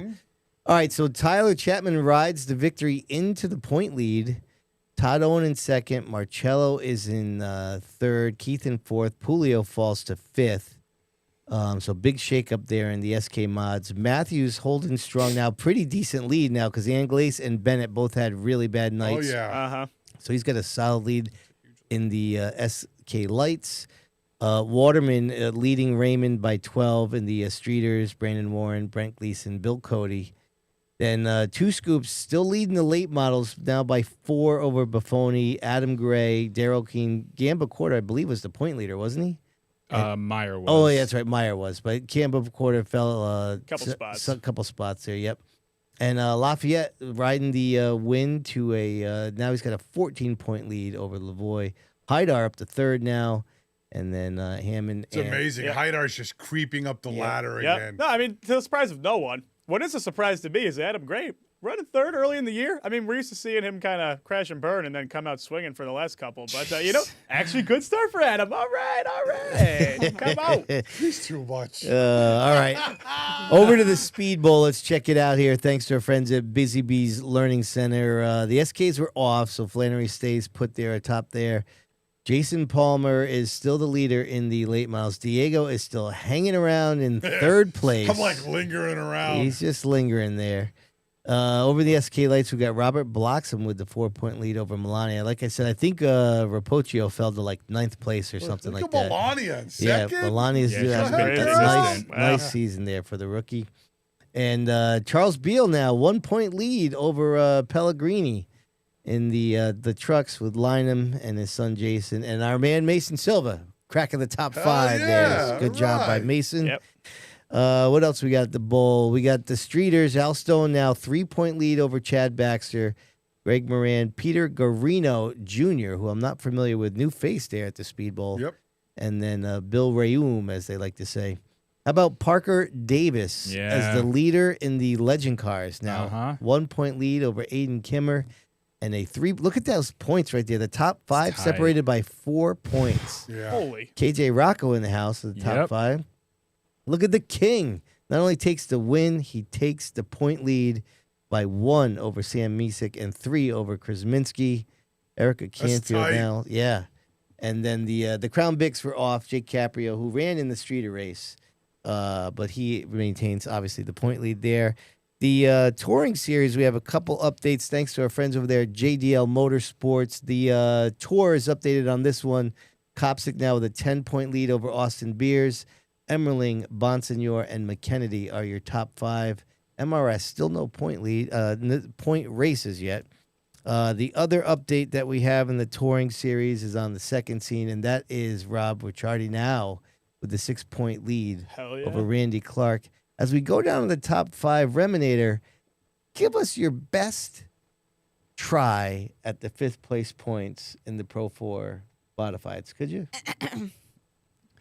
Eddie Perdovisky? Rusky? That's about, you know what? We love you, Rems. Thank you. That's the closest I could get. Like anybody else could say it. No, I probably could. Go ahead. But put it back up there. Bonsa knows how to say it correctly. Yeah. It's Patroskavicius. What? Okay, wait, I would have been wrong. You like that? And you had like that nice little roll in your tongue. Yes. Perfect. He's very professional. Yes. By the way, I do want to mention Riverside is not in Maine. It's in New Hampshire. I said Maine earlier. Thank you, Tapley. I can count on Tapley for correcting me on that. Tapley loves to just correct us all. He's got to set us straight. Yep. No, that's a good one. All right, we good to go to Nashville? Yeah. All right. Nashville Super Speedway on Friday. NASCAR Craftsman Truck Series race. Gio Ruggiero finished 9th, falling to 5th in the standings, 106 points behind the leader and race winner, Lane Riggs. I don't know if you saw the finish to that race. Fantastic finish. I can tell you who probably didn't. Who's that? This guy right in front of me. Who, me? Sid. Tom? I don't. What are we talking about? I did not see this. Lane one, Riggs sorry. is really good, though. He basically went 3rd to 1st on the last lap and a half to win. Yeah, he's really, really good. But listen, Gio's had a great year still. He has. He is competitive at every race he goes to. Yeah, done a really good job. He's done a great job. He's a Seekonk boy. Yeah. Yeah. Mm-hmm. Yep. So it's great to see. He works hard, too, just so you know. I believe it. Yeah. He works hard in the incredible gym shape. too. Yeah, Yeah, he's he's built. jacked. Yeah. Oh, really? Yeah. Oh yeah. Absolutely. A lot of ice cream. I don't think so. I don't know if that's what's Sure. doing it, man. Yeah, I don't I think think it's so. gelato for him. Oh, gelato. gelato. And then on Sunday, the NASCAR Cup Series raced late at night because they had a rain delay. Ryan Preece finished 36th after pieces of a brake rotor went through his radiator, taking him out of the race. Preece dropped to 17th in the standings, 2 points below the Chase cut line, which Austin Cindric currently holds, with 12 races remaining in the regular season. And by the way, Preece's penalty for the incident with Ty Gibbs at Texas Motor Speedway last month was upheld. Denny Hamlin won at Nashville after he had a thrilling battle with his teammates, Christopher Bell and Chase Briscoe. There's a lot of brake problems there. Yeah. Did he finish dead last, or was there an No, open car? there were 38 cars. Okay. Yeah, I mean, it's to the point where he keeps having this horrendous luck. It's like the penalty won't even matter if he has one more race like this. He's had a bad month. It's bad. Yeah, he's had a really bad last And month. here I thought we were looking at a maybe 9th, 10th place regular season, but it's just been. I know. Well, a lot of abysmal. it's not really of his own doing. It's not. No, Like that's the worst Coke, part. The Coke 600 wreck, not his fault. Dover is not a points race, so it doesn't affect the championship. He's just not finding the fortune. And to finish 36 with no stage points, awful. That's brutal. Yeah. In the big picture. But they had a great battle for the win that one too. I did not stay up to watch that race, but they were 3 wide on the last lap. Tell me that package isn't exactly what they need. That was a That was a great race. It was a fantastic race. That And was the best race I've seen, I think, in Right. a long time. Hey, for them. and that's the closest to an intermediate track that they'll run with that package. So Yeah. please, No, it's- you know what we have to do. I mean, everyone knows it. There must be something we're all missing, I guess. It I- seems like I such don't- common right, sense, doesn't it? Did you see Denny jumped the start by a mile, fell to the back because he got penalized and still came back to win? Yeah. That dude is something else. What flies under the radar, not to get on my soapbox, is like Denny coming back there and keeping a cool head and not complaining. And Yep. he just took accountability and he worked on it. He had the whole night to work on it, and they worked on it. And he drove back through the field and he won the race. That's what it's made of. You know what I mean? That's what being successful is all about. And he's 45 years old. That's That's wild. He looks. He's really good, though. Yeah, oh, 100%. He's at the top of his game right He is. now. Yeah. again. He takes good care of himself. Am I wrong? Like Yeah. He looks does. Like he definitely does. Yeah, he right? does. He looks more in shape now than he did when he was in his 20s. Yeah, I Hey, mean, Tom, when you watch him, what do you think? I'm just wondering, can I go to the bathroom or something? Oh my god. oh my god, Right. it's All a right. shame. It looks like he's possibly hanging it up at the end of his contract because I mean, he could definitely, at least from the performance we see now, have like a Mark Martin type career if he Uh-huh. kept Without a going. doubt. Yeah. No one races that long even anymore. 45 even. Yeah, they that's retire. not old, right? Yeah. And then lastly, Waterford announced that they'll be running 4 open street stock events in the second half of the season: August 1st, August 23rd, October 3rd, and October 17th. So again, That's additional events it? being added. Yeah, why not? I mean, how many street stock divisions do we need? It's good. Because there's a lot of them R&Rs out there hanging around. You think Just they'll have come? Well, I thought that was why I went to the Oh. OGs. I know Just have- Lina will be there. Yeah, he will. Stone will be there. They Oh, got Linus. really good cars. I'm sure they'll be there. So we wanted to change it to the OGs, and now we want to have the These other are- races yeah, again? These are little special events. These are I little don't know. teasers for you. All right. Well, that But was wait and see what the car count is, but I'm not super excited. either way. That's the Dale Hedquist Motorsports Weekly Update. All right, good job by you. Let's carry on here because that was a long update there. It's 8:15. Oh, my we God, got a what lot. We still have a It's lot not to my go. fault. Oh well. By the way, the King, your number's up to 4 now because the King has some issues with you here in the chat. You can The King review those. does? Yeah, you can review that. While Remy and I tell you that it's time for the Waddell Communications Nostalgia Nugget. The week. That was weak as hell. Oh wait, man, Remy carried that. Weak as hell, my ass. You Shut your guys mouth. need me to get in that for you? Yeah, I start need you singing, to Diego. shut the hell up. This is my segment. Zip your mouth. His face is right there. All right, listen, everybody. We lost a legendary figure in New England racing in the last couple of days, and that is a gentleman by the name of Jack Doyle. Oh, I did that again when I cut the music off. I just can't get that right. Anyways, Jack Doyle, if you don't know who he is, then listen in for a few minutes. I tell you a little bit about. He is an absolute icon in New England drag racing. The New England Dragway called him, quote, an original founder, stockholder, racer, general manager, mentor, historian, and lifelong supporter of the facility. Jack helped turn the dream of a permanent drag strip in New England into reality. Long before the pair of race cars rolled down this track, Jack was helping build the foundation that would become the New England Dragway, which is in Epping, New Hampshire, right down the street from Star Speedway. Here is a picture of them breaking ground at the New England Dragway. Jack is third from the left there. Wow. And this is a picture from the very first event, which is, believe, in 1965. Look at those beautiful cars. Jack was one of the original investors in New England Dragway, a stock which he held on until the day he died. They broke ground in 1965, and Doyle was the original facility's general manager, a position he held until 1982. Here is him with one of the his drag cars. That's him in the right behind it there with the shades looking down. Wow. Jack was a pioneer in New England drag racing who not only helped build the sport, but helped preserve its history as well. He was honored by the NHRA with a Lifetime Achievement Award in 2011 and was inducted into the International Drag Racing Hall of Fame in 2016. Doyle was on the board of directors for the New England Racing Museum, and along with his wife, Mabel, was a frequent volunteer there. As a matter of fact, this is a pretty funny picture that I found when they had the opening day last year. New England Dragway's first day of 59th grade. When I grow up, I want to be been there, done that. Wow. That's awesome. So I got to meet Jack. He's also in the Near Hall of Fame. I got to meet him in passing a couple times. I believe the last time I was at the New England Racing Museum, he was there. He obviously has a very unique look to him. He's kind of he's pretty memorable guy when you see him. Quiet, but just a legendary figure. When I saw that he passed away earlier this week, I thought it was definitely worthy to give him a little shout out. Drag racing doesn't have a tremendous history in our area, but the New England Dragway is, whenever you go to Star Speedway, right when you get off the highway, it's right there. You can't miss it. So, just thinking of him and his family. He's been around a long time, legendary guy.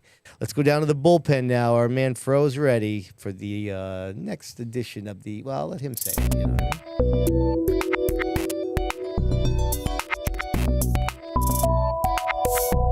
I'm always excited for the Hoosier Tyree stat chat. It's my segment. You know, everyone lays claim to their segment. I gotta start saying this is my. I should have segment. copyrighted that. No, it's too late. By the way, my public domain. My streak of triggering your brother is alive and well in the chat. What? He's all mad because apparently I have to like the open street stock rate. I don't have to like anything. So, you know what I'm saying?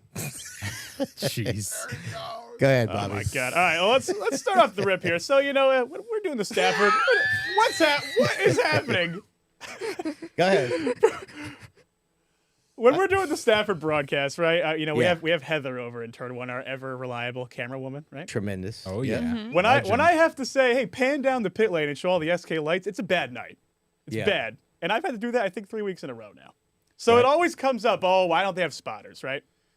Would having spotters even fix the wrecking in the SK lights? No. I don't think so. No. I don't think so. Well, let's ask Jake. He races in a division with no spotters in the trucks. And there's, 20 of y'all almost every week on that tiny track? Yeah, it's probably 15 to 14 to 18. It's quite a few. Years ago, I probably would have said, yeah, I think it would help because I ran Pro Stocks and I had a spotter. Yeah. You know? So nowadays, I've been running the trucks for, as long as I have, and we haven't had spotters the whole time. So I don't think it fixes the problem, because in a lot of those cases, you're probably going to have someone's old man or whatever on the radio with them, trying to tell them how to drive the vehicle. And, what it comes down to is discipline, and these kids need to learn. Yep. You need to learn what battles to pick and what battles not to pick. Yep. And I mean, I don't know, like racecraft, etiquette, all that goes into it. That's why I feel like, and it might be in my head, you guys are Stafford people, but early in the year, these younger guys, and girls, there's a learning curve there. And it's probably a bigger track. It might be the first time on an SK light. Right. And, these things are just built to roll the middle of the corner. Yep. Track's cold. There's always some handling issues there, too, at the beginning of the year. Exactly. Right. So, I don't think spotters fix any of that. I think that the younger kids, they got to learn on their own. And sometimes it just takes time. And honestly, like the SK light, like you see them in their modifieds, and beautiful race cars and this and that, but it almost is an entry-level division for you guys there. Yeah. So, yeah. Well, I mean, you look at a street stock and you think that's an entry-level division. That's the first time that person might be driving the race car, or they're a rookie or whatever. Well, the SK Lights, that's kind of what that is for you guys. Yeah, I mean, for a majority of the rookie, I don't know if I could say majority without looking, concretely at the roster, but a very standard pipeline at Stafford now is senior outlaw cards straight to SK Lights. I mean, it happens so often, and it's not like these wrecks are, not clear type wrecks. I mean, a lot of the wrecks that we see that take out 10 cars plus are at the front of the field side by side, and they're just getting rowdy. I don't know. I mean, the spotter doesn't fix that in the moment. Don't think so. Well, I think not having a spotter makes them a much better driver. Sure. Mikey Flynn said it last week. Yeah, exactly what Mikey Flynn said last week. It makes for when they move up and they do have a radio, like it doesn't matter if the radio cuts out. Yeah. Right? Yeah. Because you just learn They're not this, relying on it. Yeah. Yeah. You learn this feel. Like when somebody's hanging on the right rear. You take a quick glance and he's there and you feel it just a little bit. You can't move up. Right? You just learn how to race with everybody around you. You can feel it. And it's a weird feeling. Like, how do you feel it? But you just know, Emma spots for me in the late model. Right? And she says, Dad, her question to me Sunday was, because she wanted to know, I think, how good of a job she was doing. And she says, Dad, how often have you looked in the mirror? I said, I may have looked in my spot mirror maybe once all year. I never look, and I just kind of rely on that feel. And if she says something, if I don't hear anything, and I'm going. Yeah. And you could just feel it. But I learned that from running enduros, mini stocks, Right. street stocks. By the time I got to a radio division, I had done what you're doing right now, and these other the other divisions without radios. I'm unsure about the SK Lights sometimes though, because those things are catastrophic. The trucks can lay bodies. The late models can lay bodies. The streeters. You lay a body the wrong way or touch wheels, everybody's going in the fence. Yep. Well, I had 2 points. Bob beat me to my first point in that the wrecks we see are not because, I didn't know they were there. Yep. They're side by side. Yeah. And making contact. Like the big wreck in turn 4 with Sammy and Tyler, that was tire to tire contact. That wasn't, I didn't know he was below me. I didn't know she was on my outside now that we were next to each other. My second point, to the SK Light drivers' credit at Waterford, they ran green to checker this past weekend. Yeah. That's great. The first 2 races were just as brutal with a smaller field than Stafford's. It was a 1 hour long race to do a 25 lap feature you're about ready week to one. put a time limit on these guys. Right. And no, then, seriously. Right, no, it's like, I'm this all is getting for it. bad. Right. Yeah. And then Thompson World Series, where they have 25, 30 SK Lights.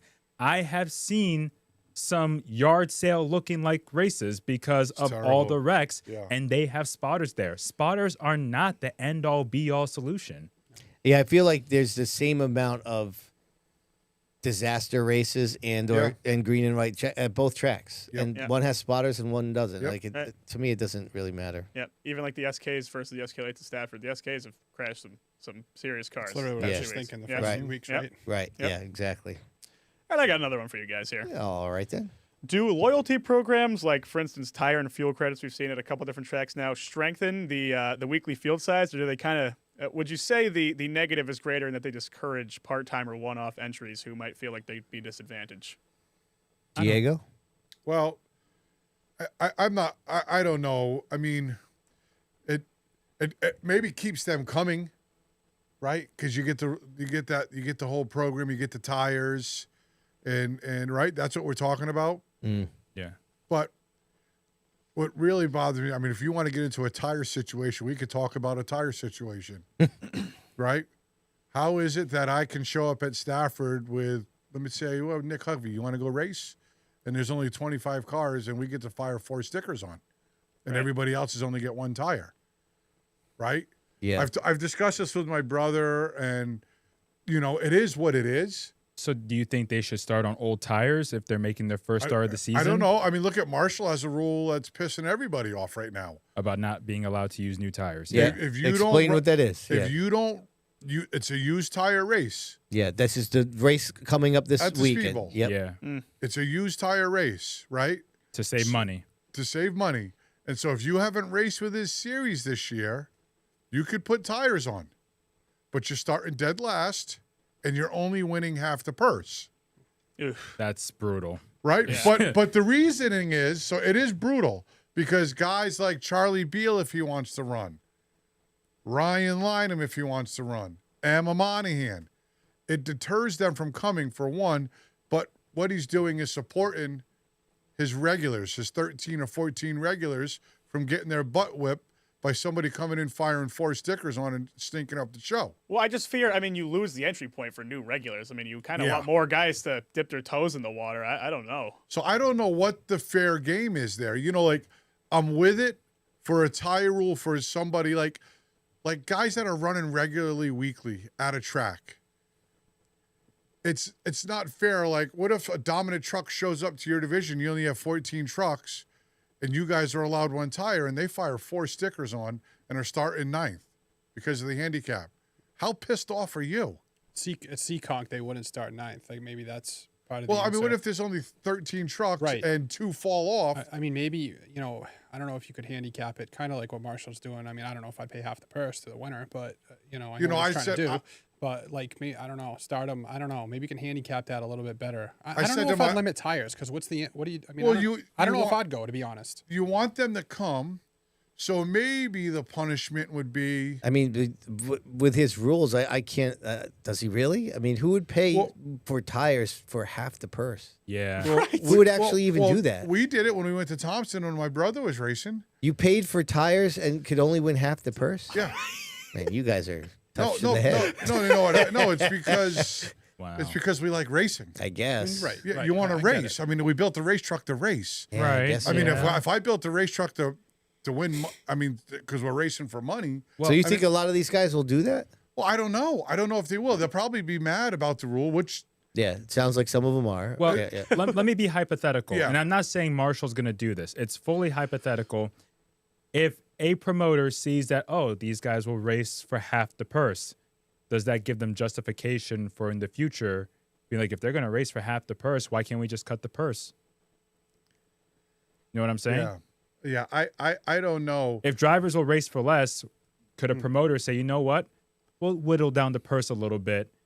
And they'll come anyway. The long and the short of it. Could. I don't know. Right. I don't think Marshall's doing that. Like you're no, saying. I'm not saying Marshall would. No, I know. Yeah. I think drivers would race for less regardless. Yeah. I think we would. Yeah. 100%. That's fair. Right. Yeah. If you said, Diego, we're taking $100 off the purse, I'm still showing up on my late model. You're right. You're right. Yeah, you're right.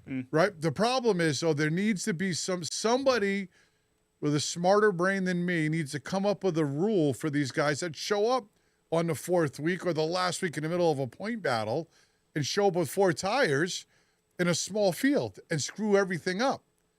I don't know if that's, like I said to my brother, maybe it's they run tires.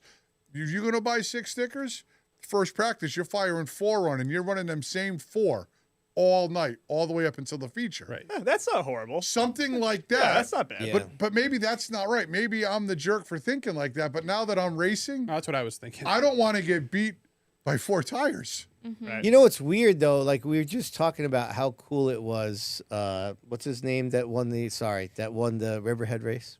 Mark Stewart. Mark Stewart. Yeah. How cool it was for the weekly racer. Yeah. To win in a tour race, and here we are in obviously a less prestigious, I guess, regional tour, and it's like this tour doesn't even want those guys in there. Right. Like it's a complete opposite thing. That's sad though. It's agree. Sad that he's deterring possibly 5 or 6 cars from his division. I agree. Let me bring a different example. Sure. The Monaco Modifieds when Dana won. Yep. That was a really cool moment to see a local guy who doesn't race full time in that series. Oh yeah. Pull the win off against some of the best drivers. Yeah. Like who wouldn't love It's that? what makes those races like Riverhead and the Speedbowl so good. Yeah. Right. I remember when the Busch North used to come down to Waterford, right? And Kobeluk was right across the street. Even though he ran that tour, it puts you on the edge of your seat watching Kobeluk trying to make it through the field. Yeah. You root on your hometown. He had terrible luck in those races. I know. Then he ended up winning the last 2 before they left. But yeah, for a while they Right. struggled. It used to be a lot of fun to do that. So I can only imagine for all the Riverhead people. I know that's awful what the topic here is, but it's just awesome. And so with the Pro Truck Tour, they bring a great race to that track. Mm-hmm. It's always a must-see event. And for them to just try to keep it to their 12 guys sucks. Yeah. 13 guys, right? Why wouldn't you want, because the trucks are off this week. Correct. Right. It's bad enough they got to go buy rims and tires to race with you. And then you cut the purse, you know, like, I don't know what the answer is, but you make guys stay home that want to race. I don't think that's necessarily off topic, though. I mean, Yeah. we're talking about any tire program benefits the regulars. I mean, you could say that one more so detracts from, newcomers. But Couldn't you just pick another venue where there was not a healthy truck division to have a used tire race? Like, is the problem that they're picking the Speedbowl as a track to have the used tire race? Yeah, that's another valid point. That's a good point. Right, that's a great point, because the Speedbowl is going to draw. Yeah, you can have tons Locals. of trucks. Right. Why would you make that one race? It's like at Seekonk, right? They're going to have the Act Tour, the Act race there, and the late models are off. Right. And a lot of those guys are probably going to try to run that race. Yep. Right. Yeah, why would you make that race when you know you could have the potential of another 6 or 7 and a trucks? huge field, right? Right? Yeah, why would you strange. do that? It was brought up in chat that truck tour is the one tour that doesn't allow 4 tires every race. Yeah. Compared to the modified tour, Monaco modified. So that is a significant difference. Well, Marshall's That's a all good about point. saving money. Yeah. Yes, he is. Claimer motors on. He doesn't want guys going out and buying $2,000 front motor setup. Yeah, and I do get it. that. Right, I Yeah. do get what he's trying to do, but it is right. It's just a bummer that the guys that could be raced, Right. it just seems to be a real, just kind of a hassle to run that race, really, and it shouldn't be like that. Well, going back to the original question, I don't think the Stafford Tire program rewarding full-time drivers does not deter people from coming if they're part-time. I don't think it really deters them from coming. I think they're going to come no matter what. I agree. Right. Yeah. I agree. Yeah, well, I mean, that just became a question, just became like an anomaly. That was a good one. No, there, that was Chief. good. I can't complain. All right. Now, this next one, all right, we've been putting it off for a week, but I keep seeing it, so I have to bring it up. Should an incident like Natalie Decker's radio communication from a few weeks ago be immediately disqualifying for a driver to race on the national scene, or is it getting an unfair spotlight? Reminator? So if anyone doesn't know what's going on, this is her audio from Dover this year. Okay. When she was in the truck. So here's the sound of it. Keep it on the bottom. We got to make a pass-through penalty right here. You guys, I'm trying my best to hold my shit together, but I don't want to keep doing this. You're okay. You're okay. We'll just do this pass-through and get after it. We're going to have like 15 laps to go to this stage, and if you do not want to do it when you get back out here, you can bring it in, okay? There's just so many shitty things that I could say right now, and I'm just trying to keep it together about the fucking director of the series. Try to keep your composure and try to just breathe, and if you're not comfortable with this, come in. Let's remember what's on our truck and just bring it to the garage, right?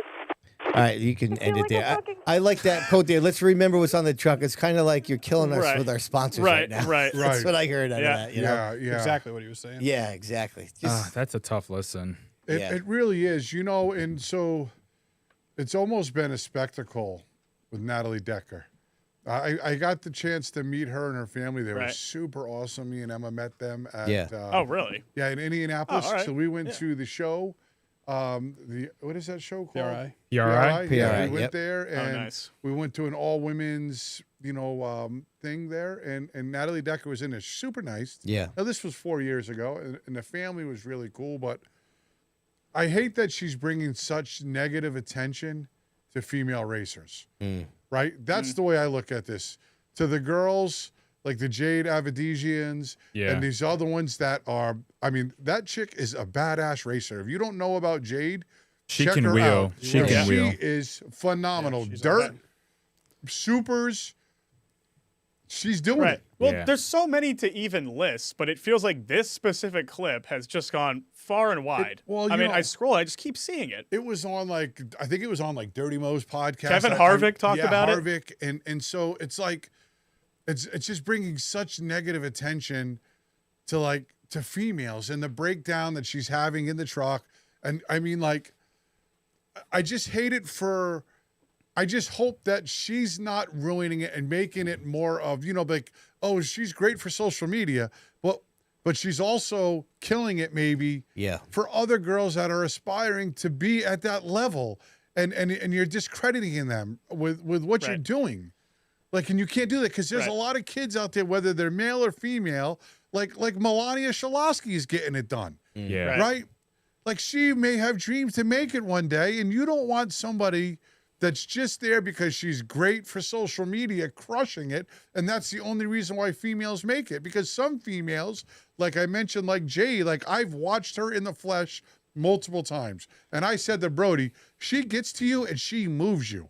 It doesn't matter. That's how she races, and she's aggressive and good and wins in almost everything that she races, pretty much. Yeah, or is competitive. It is a double-edged sword for her because, like you said, she has a very big presence, I would say, relative to what she's, accomplished, at least on the track. So it is, on her in that aspect to keep it together, but she is also fighting, I would say, a slightly uphill battle for the ladies. I mean, you look at Kurt Busch in the early 2010s. I mean, he was having equally as bad, if not worse, crash outs every other week. Well, she's representing, I mean, whether she likes it or not. Yeah, she's more of a pioneer. She is. Right. And so you can't screw that up, right? Yeah, this is probably me being a little more empathetic. It's just, I do feel bad for her in a way because some of it she does to herself, yes. I'm also sure she's cracking because there's so much pressure that is being put on her. Yep. And it's the fact that, yeah, some of it she does to herself, but I think it's just social media doesn't help things, and it probably magnifies it more than necessary, where she knows in the moment that this is not going to look good on her probably, and so she just completely falls apart under the weight of all that pressure. And that part of me, like, I feel bad for that part with her because I'm sure it's really difficult for her. Yeah, it's not a good look either. I 100% get that. So it's just... But I it's think a tough balance. But I think that it's I don't know if it's definitely like I don't know if we can put it like a broad stroke that I mean, she, like, to your point, Bonssa, I don't think that she, to me, and I don't know a lot about the situation, but just hearing that, to me, that's somebody that's not ready to be on the big stage. And you can make that argument with a lot of athletes and a lot of sports, right? And they don't last long. And I don't think that just because she's a female, that means that a lot of, like, all females now are going to have a problem, or that all females can't handle at the big stage. You know what I mean? Like, I don't know if the thing I got worried about is you instantly start stereotyping other females. Yeah. Right. And that is a big problem. That's what happens. Right. No, I'm sure there's people that are going to do that. Already. Yes. Right. Her presence is again, kind of, I would say, out of proportionally huge for the sport in terms of, again, what she's done on the track so far. Yeah. Which is not great if you're a female looking to fight the battle. We have plenty fighting a good fight. There are plenty every week that can hang. I mean, and they're gritty, but it's just the optics are not great. Correct me if I'm wrong, but Natalie has been racing for a long time, I think. Yeah, and almost 10 years. She's won a couple times at Hickory, like, racing down there. Oh, yeah. I think so. Like, it's not like, I'm guessing there's probably something there with her racing. It's just, it's not translating, and it's not looking good on her at all. Right. And I'm sure she has the partnerships and sponsors to be able to get to the national level. And if you're her, why wouldn't you take that opportunity? Of course. She had a great story when we sat and listened to her. She gave this story how she had gotten with somebody that was supposed to help get sponsorship for her. And this guy ended up sponsoring her and taking her all the way to the top. It was really, really good. But I just don't like what's happening. That's it. Yeah. Yeah. I mean, again, I guess what I'm getting at is she has hundreds of thousands of followers across social media. So, I mean, we're talking about up there with other Cup drivers. So, in that sense, it's a double-edged sword. It's kind of like the debate with Cletus, who raced in O'Reilly, in a way. You know, it's not in terms of, obviously, Cletus is a guy, but, the social media YouTuber, influencer, like, not typical NASCAR person, but with a big presence racing. And Cletus is a prime example of that, too. Yep. Well, that's about it for my segment. Thank you, everybody. Good job by you. Let's carry on.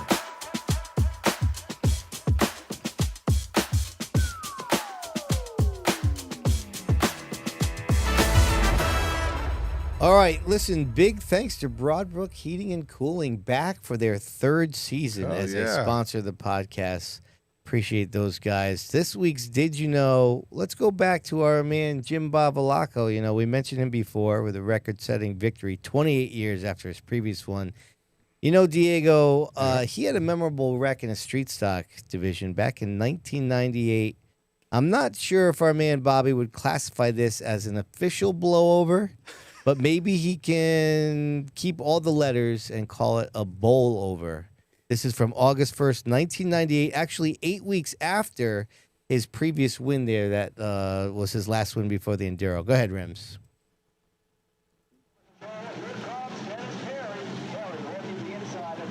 Cool logo. You like that? Yeah. This is a Terry Ames special right there. Watch for it now. Oh my God. Just like that.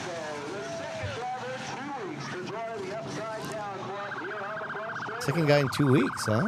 Not a club I'd want to join. No. Seriously.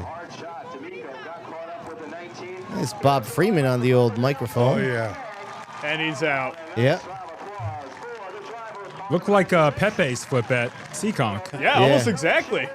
And I went into the old archives here, and we have the, there's another picture of it there from the old Rene Dugas archives. So, very memorable flip. They actually flipped quite a bit back in the day there. Yeah. Eric Webster had one. There was quite a few of them. Yeah, I don't know if that was a blowy or not, but he sure as hell went over. Yeah. All right. Well, Jesus. listen, it was entertaining nonetheless.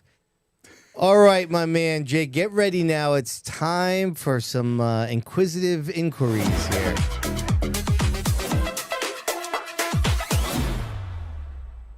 All right, our good friend. You know, I chatted with Emma up at Stafford there for a little bit. Oh, yeah. Hanging out with Aaron.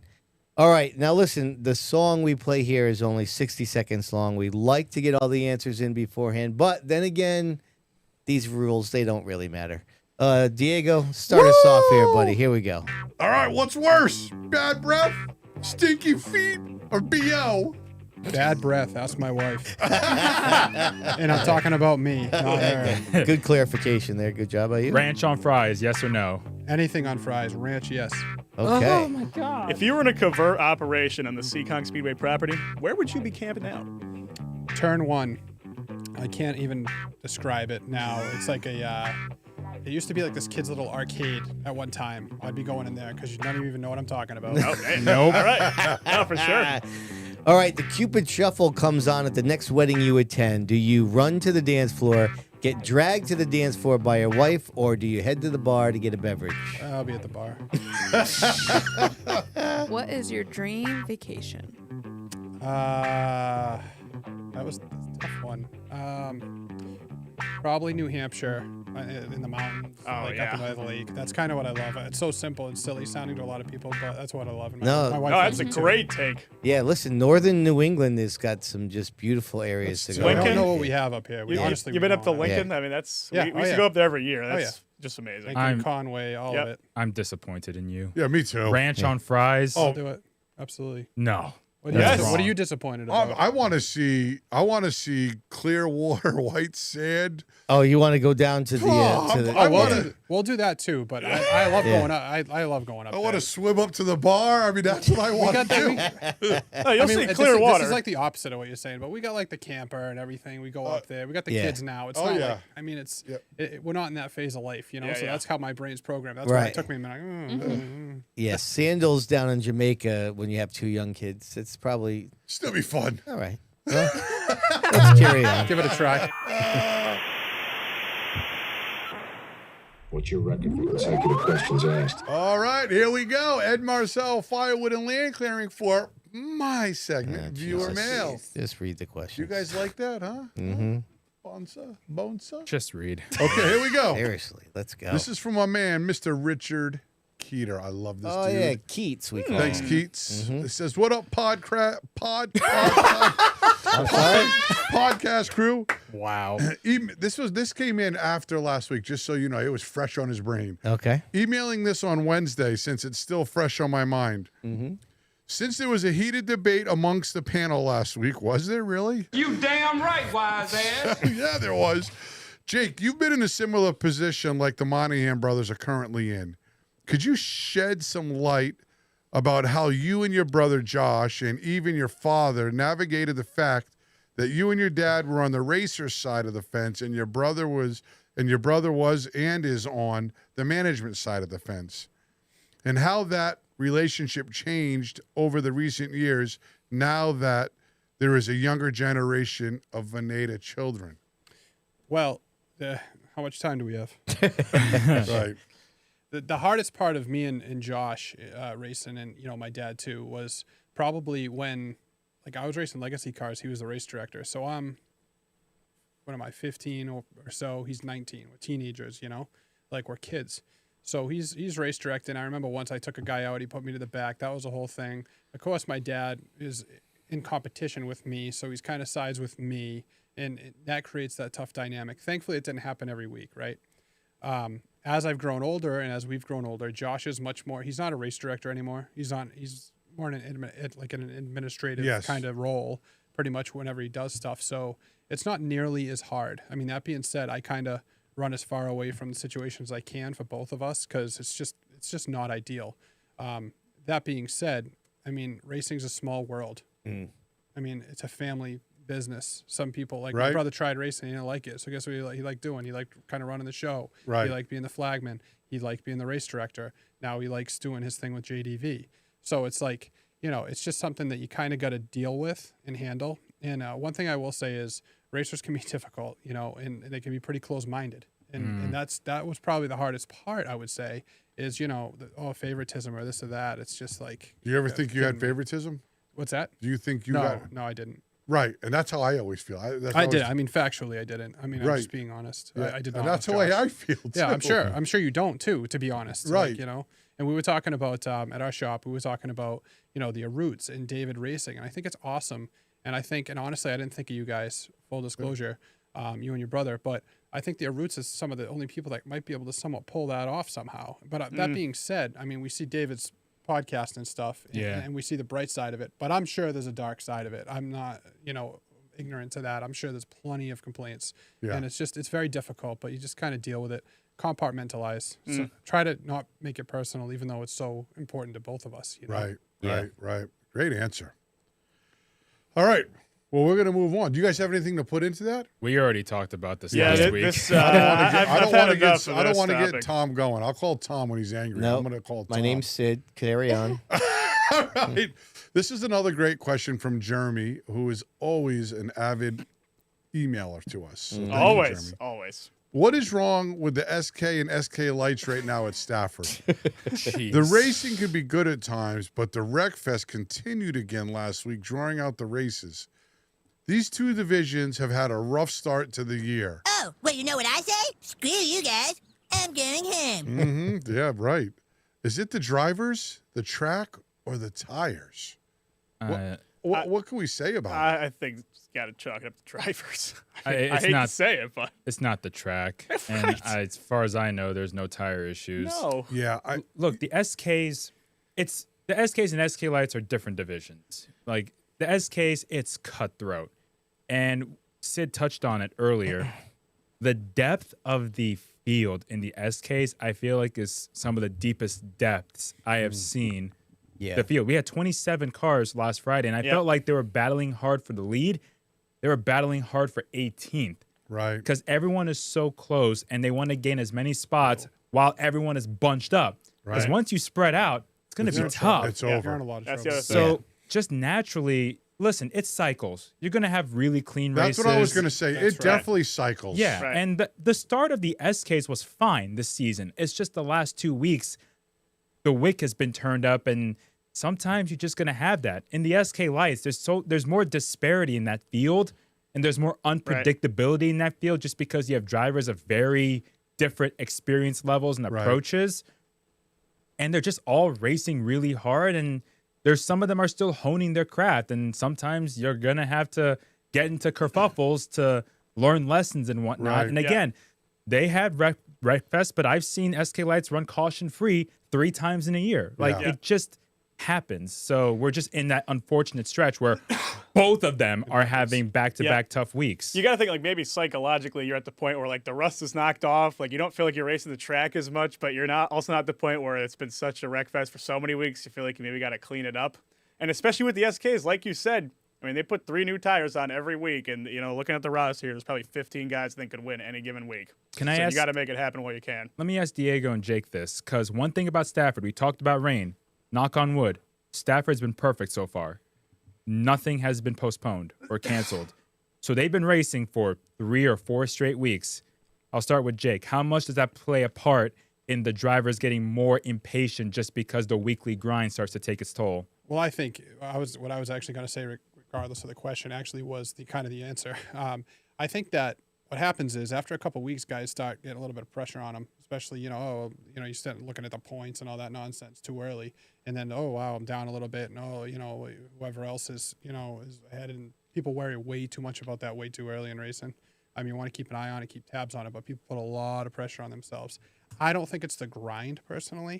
I think it's more, we got to make this happen. Well, you're not going to make it happen like that. You know what I mean? Like that kind of thing. So that's what I think. When I was on my way home, Diego, I left after Stafford after the SK race. I was getting into my car. Alexander Pearl was being interviewed. He finished 3rd in the SK race. Yeah. I went all the way down 32. Almost got home. Yeah, all the way down 32 onto Route 2. I just got on to 395. Yeah. When they finished the interviews on the front stretch for a 20-lap SK light race. Yeah. It was like over an hour, wasn't it? To me, I wanted to say, I'd like to say, man, the drivers, I don't know if the talent level's there in the SK lights anymore. They're just too young and don't have enough experience. Because when, over the years from Chapman to Pearl to Hovey, these guys all have left the division.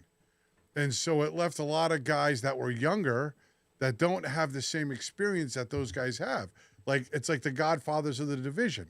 But the SKs have been having a problem. So it's hard to say that. The thing about the SK lights is that it cycles in terms of people coming out and people coming in to step up. Yes. So that's going to happen. The only mainstay there right now, and he comes out clean every week, is Chris Matthews. He's come out clean most of the time. Most of the time, and he finishes with the wheels on because he's that good. Yeah. He's a veteran. He knows where to put himself. Positionally. Yeah, positionally he knows. And these other guys don't know how to do that. He sees stuff because he's been at it long enough before it happens. Yep.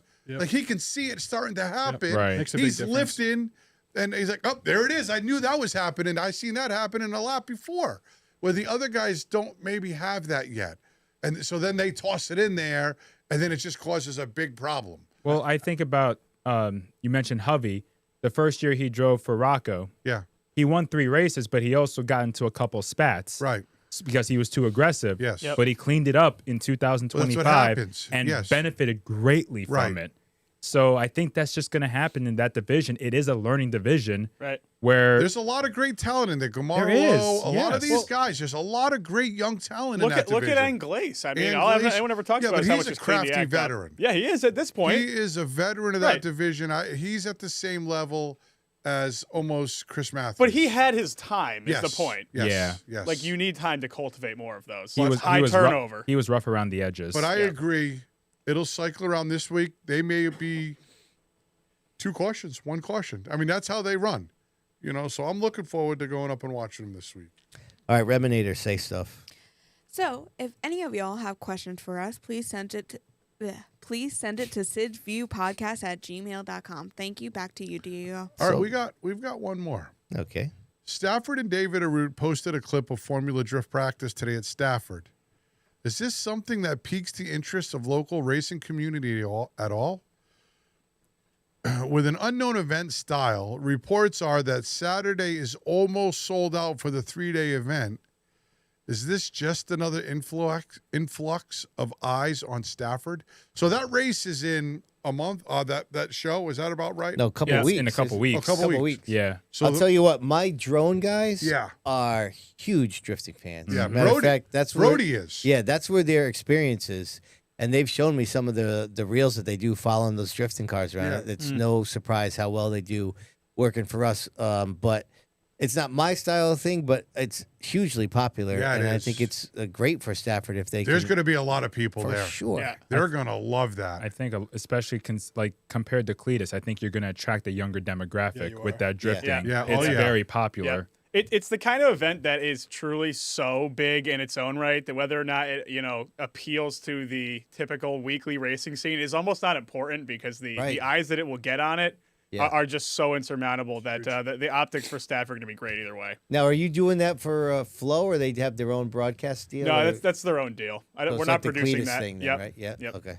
Yeah. Yeah. So if you bring, if you bring them in and it's a huge sellout, right, and it's a very profitable day, and you don't, and nobody ends up going to the circle track, it's still a success. And if you get 10 people that want to go check out a Friday night, Even it's even better. better, right? Yeah. I mean, it's a win-win. Yeah, and I think there's people within our community that have an interest they're in that gonna go. that'll go. Oh, they're going to go and check it For out. sure. I wouldn't be surprised if my Is- brother I was and just gonna Brody. say, is Sean and Brody they'll going? head up there. I'm Sean's There's a in the couple chat. guys. Maybe There's tell a us. guy on the Pro Tour series with us, the late model pros. Yeah. He was a drifter that has converted over. He traveled the whole United States drifting in competitions, and now he runs pro late models. You know who went into drifting? I don't know if he still does. Remember Garrett Denton? Oh, Garrett Denton, yes. Yeah, the mini stock guy Yes, that won a yes. championship at the bowl, and he left circle track racing, went drifting. I don't know if Yeah. he still does it, but Yeah, very cool stuff. Yeah. So. You know who locally loves drifting, and sometimes he does it on the track? Cormier.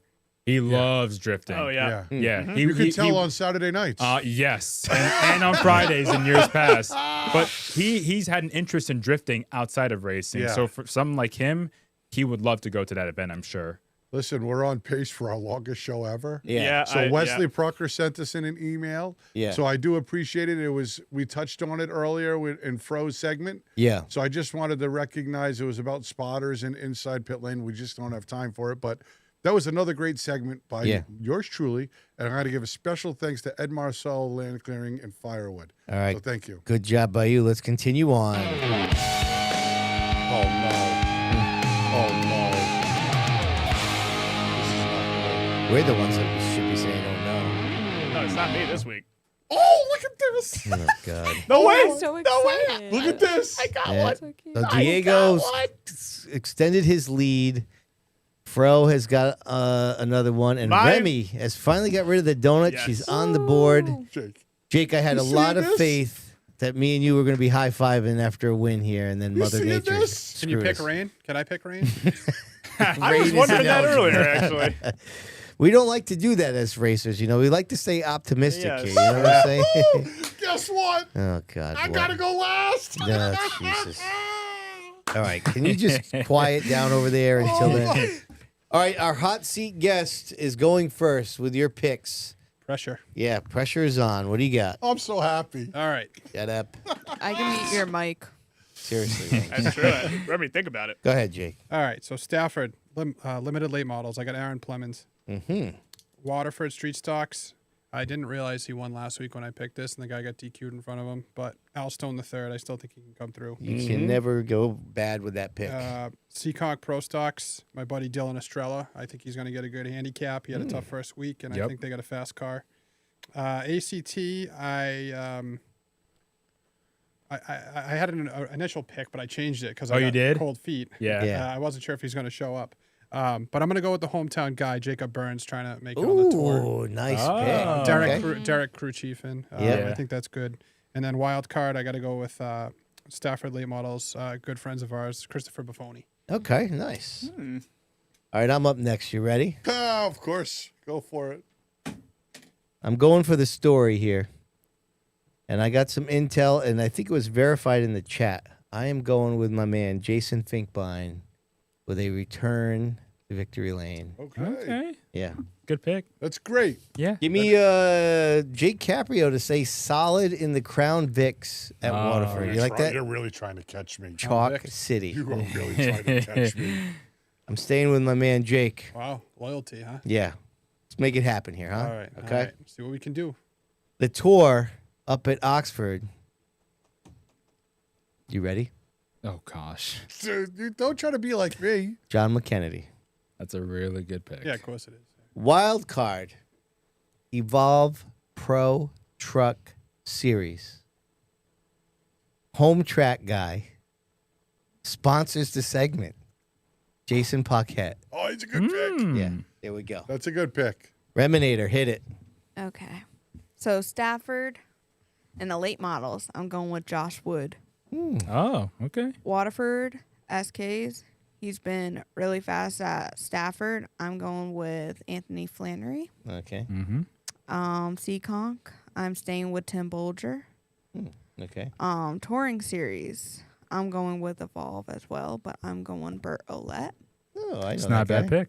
I'm going back. I'm staying at Speedbowl. Going late models. Ray Christian III. Oh, right in your face, Diego. That's rude. Yeah, well, show Even you. ruder. You got to prove yourself on the track before she picks you. Stop trying to lip sync me, whatever you're doing over there, acting like a dork. Bobby, go. So I just had to take a look at the Speedbowl schedule real quick. I'm going to read my picks off. All right. What the hell's that all about? Just- I mean, I'm just just ignore an it. honest Come guy on. trying to make my picks, and I'm just being abused. We're running late. Okay, Just continue on, please. Stafford Speedway. I'm going with the big one, the Casella 80, and I don't know if this is a strange pick to some of you, but I think Alexander Pearl's gonna that's a keep good the pick. Oh, consistency that's a good going pick. here. I mean, in the 80 lapper, he seems like the kind of guy that can make it happen. That race fits his style. Yeah, definitely. I got Evan Burgoyce in the SK Light at Waterford. Mm-hmm. Jake, how do you feel about the truck? That is Great. great. All right, I'm taking you. All right. I had Tim Bolger as a backup pick, though. Okay, just want to put that out there. The touring, Wheel and Mod Tour, I got Steven Kopchik. Mm-hmm. And as my wild card pick, I'm going with Sid's favorite, Jeffrey Battle. Oh, nice Yeah, job yeah, by the you. mess right there. Mhm. Yep. Okay. You ready? Yeah, just go. First off, Remy, Mm-hmm. there's no late models this week, so. Yes. And Diego. It's your good job gift for by you. picking Ray. I think it said it. Diego. No, it didn't Good job, say bud. it. The worst part, Nice try. I had you down. Don't try to blame me. I had you down. Always blame you. Yeah. Stafford, play the song, Sid. Oh. Cue it up, baby. Jesus. Is this really? Limited late model. Come on. Oh my gosh. Let me tell you about my best friend. Okay. We going there in Plymouth, baby. Okay. Oh my gosh. Speedbowl, mini stocks. Well, Kraminski's going to be it now. Okay. Okay? Kraminski. Whatever. It's Krasinski. There you go. Whatever. I'm going you too, bro. Oh, You man. guys are all a bunch of sweethearts. Oh, yeah. Oh, yeah. I'll take Except my you. Yeah, except for me. All My right. bad. No, you are. I'm just kidding. pro truck. We've only had one conversation, but I can tell we're going to be lifelong friends. Carry on, Okay. Diego. Jeez, I wonder if I picked the pro trucks last time. Nobody cares. Just say the name. Randy Burr. Okay. A good pick. Love Truck Randy. City. Randy's a great guy. Okay? Yeah. Wild card. Mm-hmm. Legends. Legend Thursday. Zaki Boy. Martinez. Martinez. Okay. Have 3 people ever picked the in studio? I don't guest? think so. Like, there's a lot of pressure. I don't know if it's dark energy, something. All right. It's Well, gonna be exciting. nobody cares.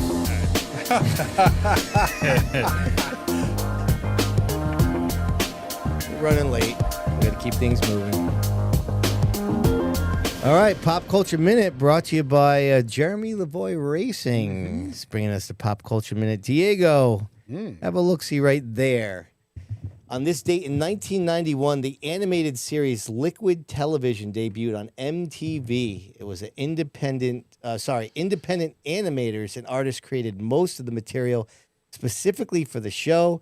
The show was primitive and weird and so outside the box it was creatively mesmerizing. It provided independent artists a platform for their work to be seen by a large audience decades before YouTube or social media, never mind the internet in general. High-profile cartoons such as Aeon Flux, maybe these guys, Beavis and Butthead, and Daria, all had roots to this show, along with the claymation classic show Celebrity Deathmatch. Oh, what? That right there is Charles Manson against Marilyn Manson with what was that guy's name? Mills Lane? Yeah. And yeah, it's crazy. They also had what's his name there? I believe Mike Judge was his name, and he had a character named Milton, and he was in some segments there on Liquid Television. And that morphed into the guy that Stephen Root played in the classic movie Office Space. Due to the extensive licensing of the music in these series, unfortunately, and the high cost to secure those for reruns, distribution, or streaming, full episodes of Liquid Television have not been broadcast since their original run. 22 episodes aired from June 1st, 1991 through New Year's Day in 95. The brand was resurrected first in 2011 as an online network, and then for 5 more episodes that aired in 2014. This was an era. There was a, MTV got known for not playing videos, but in the early 90s, then they were still playing videos, and they had all these kind of really quirky, weird shows, and Liquid Television was one of them. There was just weird, buggy stuff on there that was just really cool to watch. I was in college at the time, so I was like mesmerized. That's like a whole staple of the Beavis and Butthead. Yeah. I mean, that's like their sort of midpoint little bumper there. I can't even count the amount of times to try to get Katie to watch. I just don't think it's going to happen. Not going to happen. I don't think it's her. All right. You've seen it. Well, let's figure out what's on tap, shall we? What's going on this weekend here? A lot, I'm sure. As always, right? But you know one thing? Yeah. There's no late models at the Speedbowl. Yeah, that is correct. Yeah, we Remy. established that. So we got Thursday Thunder. I wonder why you're in the basement. Oh, he's talking crap now in your face. He's Remy. getting cocky. This is a dangerous Diego. The one that still can't win a late model race, so suck it. Oh, all right. Settle down now. It's getting All right, our bad. friends at Northeast Performance Parts helping us out here. What's on tap? So Thursday night Thunder at the Bowl. The New England Supermods are at Thunder Road. Friday night at Stafford, they got the 80-lapper for the SKs. Fast Friday back in action at Seekonk. Jake's got a 35-lapper here on Saturday night. Oh, you better step it up. Plus with the I didn't know that. American-Canadian Tours in the house, the Speedbowl will have the late models off, as we have said, and the Pro Truck Challenge, the tour for the NASCAR Modifieds is up at Oxford Plains. We only have one more thing left to do, and that is we have to find out who won the week. Who are you?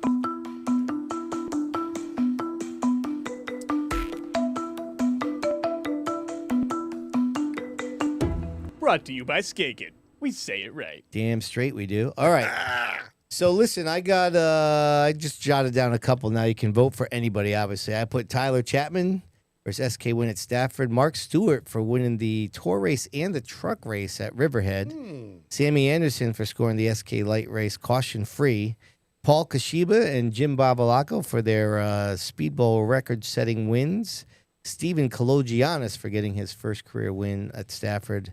And Bobby's boy Rob Ricciardi Jr. for winning the second straight Pro 4 race. You can pick anybody you want. You can even vote for a chocolate chip cookie Reminator. What do you got? I'm going with Tyler Chapman. Okay. Good job by you. Diego? Well, my initial pick was going to be Mason Silva. Yeah. Because I love that kid. Racing Mason, we call him. But I'm taking Sammy Anderson. Okay. Jake, you get a pick too.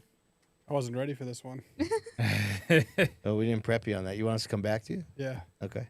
All right, I'll go. This is extremely difficult because I'm stuck between Sammy, Chapman, Kalogiannis, and Stewart. Well, that's a lot. That's I know, 4. You're seriously. stuck between 4. Because that's how good this week is in terms of Come picking on. someone. You can make a good fight for each one. But you know what? I'm going to go Kalogiannis. Okay. 2-man team in the SK Lights. It's a great pick. And they beat some Titans to do it. Held off a Titan in Chris Matthews to do it. So I'll give it to Kalogiannis. All right. It's pretty good. Let me tell you about my best friend. Who's my best friend? Well, no, I don't know. I just like the song. Okay. I'm going to go with, Jake, you're next. I'm ready. I'm going to go with Sammy. Sammy. Yeah. I'm going with Mark Stewart. That's a good one. It's a good one. That was He's getting a lot of love just in the before chat. you said it. Yeah. No, Mark Stewart, that's awesome. And he won another feature that night. I just love the hometown guy winning a NASCAR tour race like that. That is huge. Any The other best. week, it would have probably been him, but Kalogiannis, I know how hard they've worked. Yeah, Mark Stewart he is just as much deserving of this award. Oh, for 100%. Diego, I got something new to show you. Okay.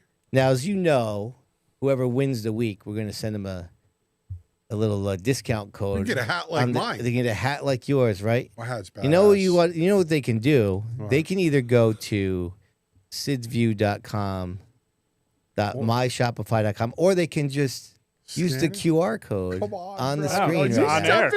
Bring you right to the store, huh? We're trying to this make is it high tech. as easy as possible as we can. Wow. All right, Bobby, we need your vote. Yeah. What do you got? I love the Kalogiannis story. I've also really enjoyed hearing everyone being forced to say his name, which it seems many people can't do. Well, there's some struggles. Some with that, horrific correct. butcherings going on for sure. Yeah. So that's who your pick is? Oh, yeah. Okay. Yeah. Sorry, I didn't know. Well, sometimes you tease us and you say no, a it's name. true. And then you say, I like to make a story. You got me there. All right.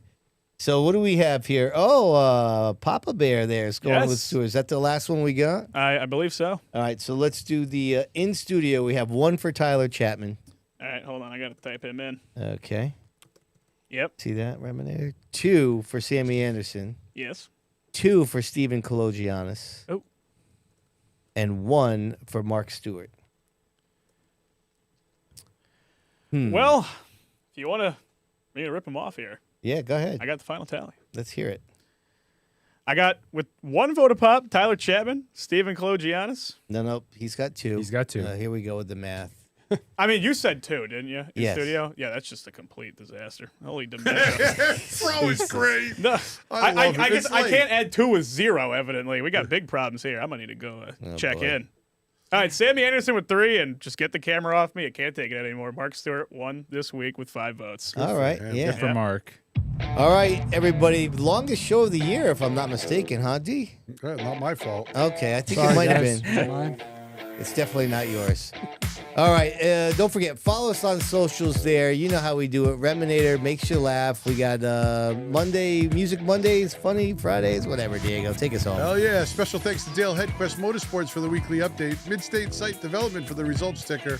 Of course, couldn't do it without Waddell Communications with the Nostalgia Nugget. Who's your Tyrese for the Stat Chat? Welcome back, Broadbrook Heating and Cooling for Did You Know? Surpro of Norwich for the Chalkboard Chatter. Whoo, I love this graphic. Waterwiz for the Stat Splash. Hair by Emma Monahan, my beautiful daughter, for the Fast Five. Northeast Truck and Off-Road for my other segment, the Weekly Pickups. Ed Marcel, Firewood and Land Clearing for Viewer Mail. Thanks so much. Myers Creamery, JDL Motorsports, Busy Bee Learning Center for the point standings. Thanks so much, guys. New one, K2 Automotive for Quote of the Week. Skake It LLC Property Management for Who Won the Week. Welcome Lavoie Racing for the Pop Culture Minute. Northeast Performance Parts for What's on Tap. Special thanks to Seekonk Grand Prix for firing up the hot seat. We got past champion. Everybody picked him tonight for this week. Thanks a lot to our special guest, in-studio guest, Mr. Jake Vanada. Thanks for joining us. Guys, thanks a lot for having me. It's really an honor to be here. Tom, thanks for Sid. Thanks for asking me. Just wanted to thank a couple of my sponsors real quick. Everett's New Aftermarket Parts, Bethesda Leadership Group, Haggerty Construction, Viking Sheet Metal, Bumper to Bumper Accessories, Projected to Perform LLC, Watermark Electric, and From Scratch Desserts. Thank you guys. You got it, man. Thanks for coming. Couldn't Appreciate do it. it without those guys. For sure. Special thanks to Vault Productions for this kick-ass studio. Word. All of our podcast members, thanks for supporting all the content. And all our viewers, thanks for tuning in each week. I'm going to catch you next week. I'd like to say a special thank you to Flow Racing, Stafford Speedway, Riverhead Raceway, NASCAR Regional, Dominic Christador, RaceDayCT.com, Breaking Bob YouTube channel for the videos tonight. Also a big thank you to Renee Dugas, Race Dog Photography, New England Dragway, New England Auto Racers for the photos tonight. All right, everybody, join us next Tuesday, 7 o'clock. We're going to talk about how Jake won and hooked us all up in the pick'ems. We'll see you then.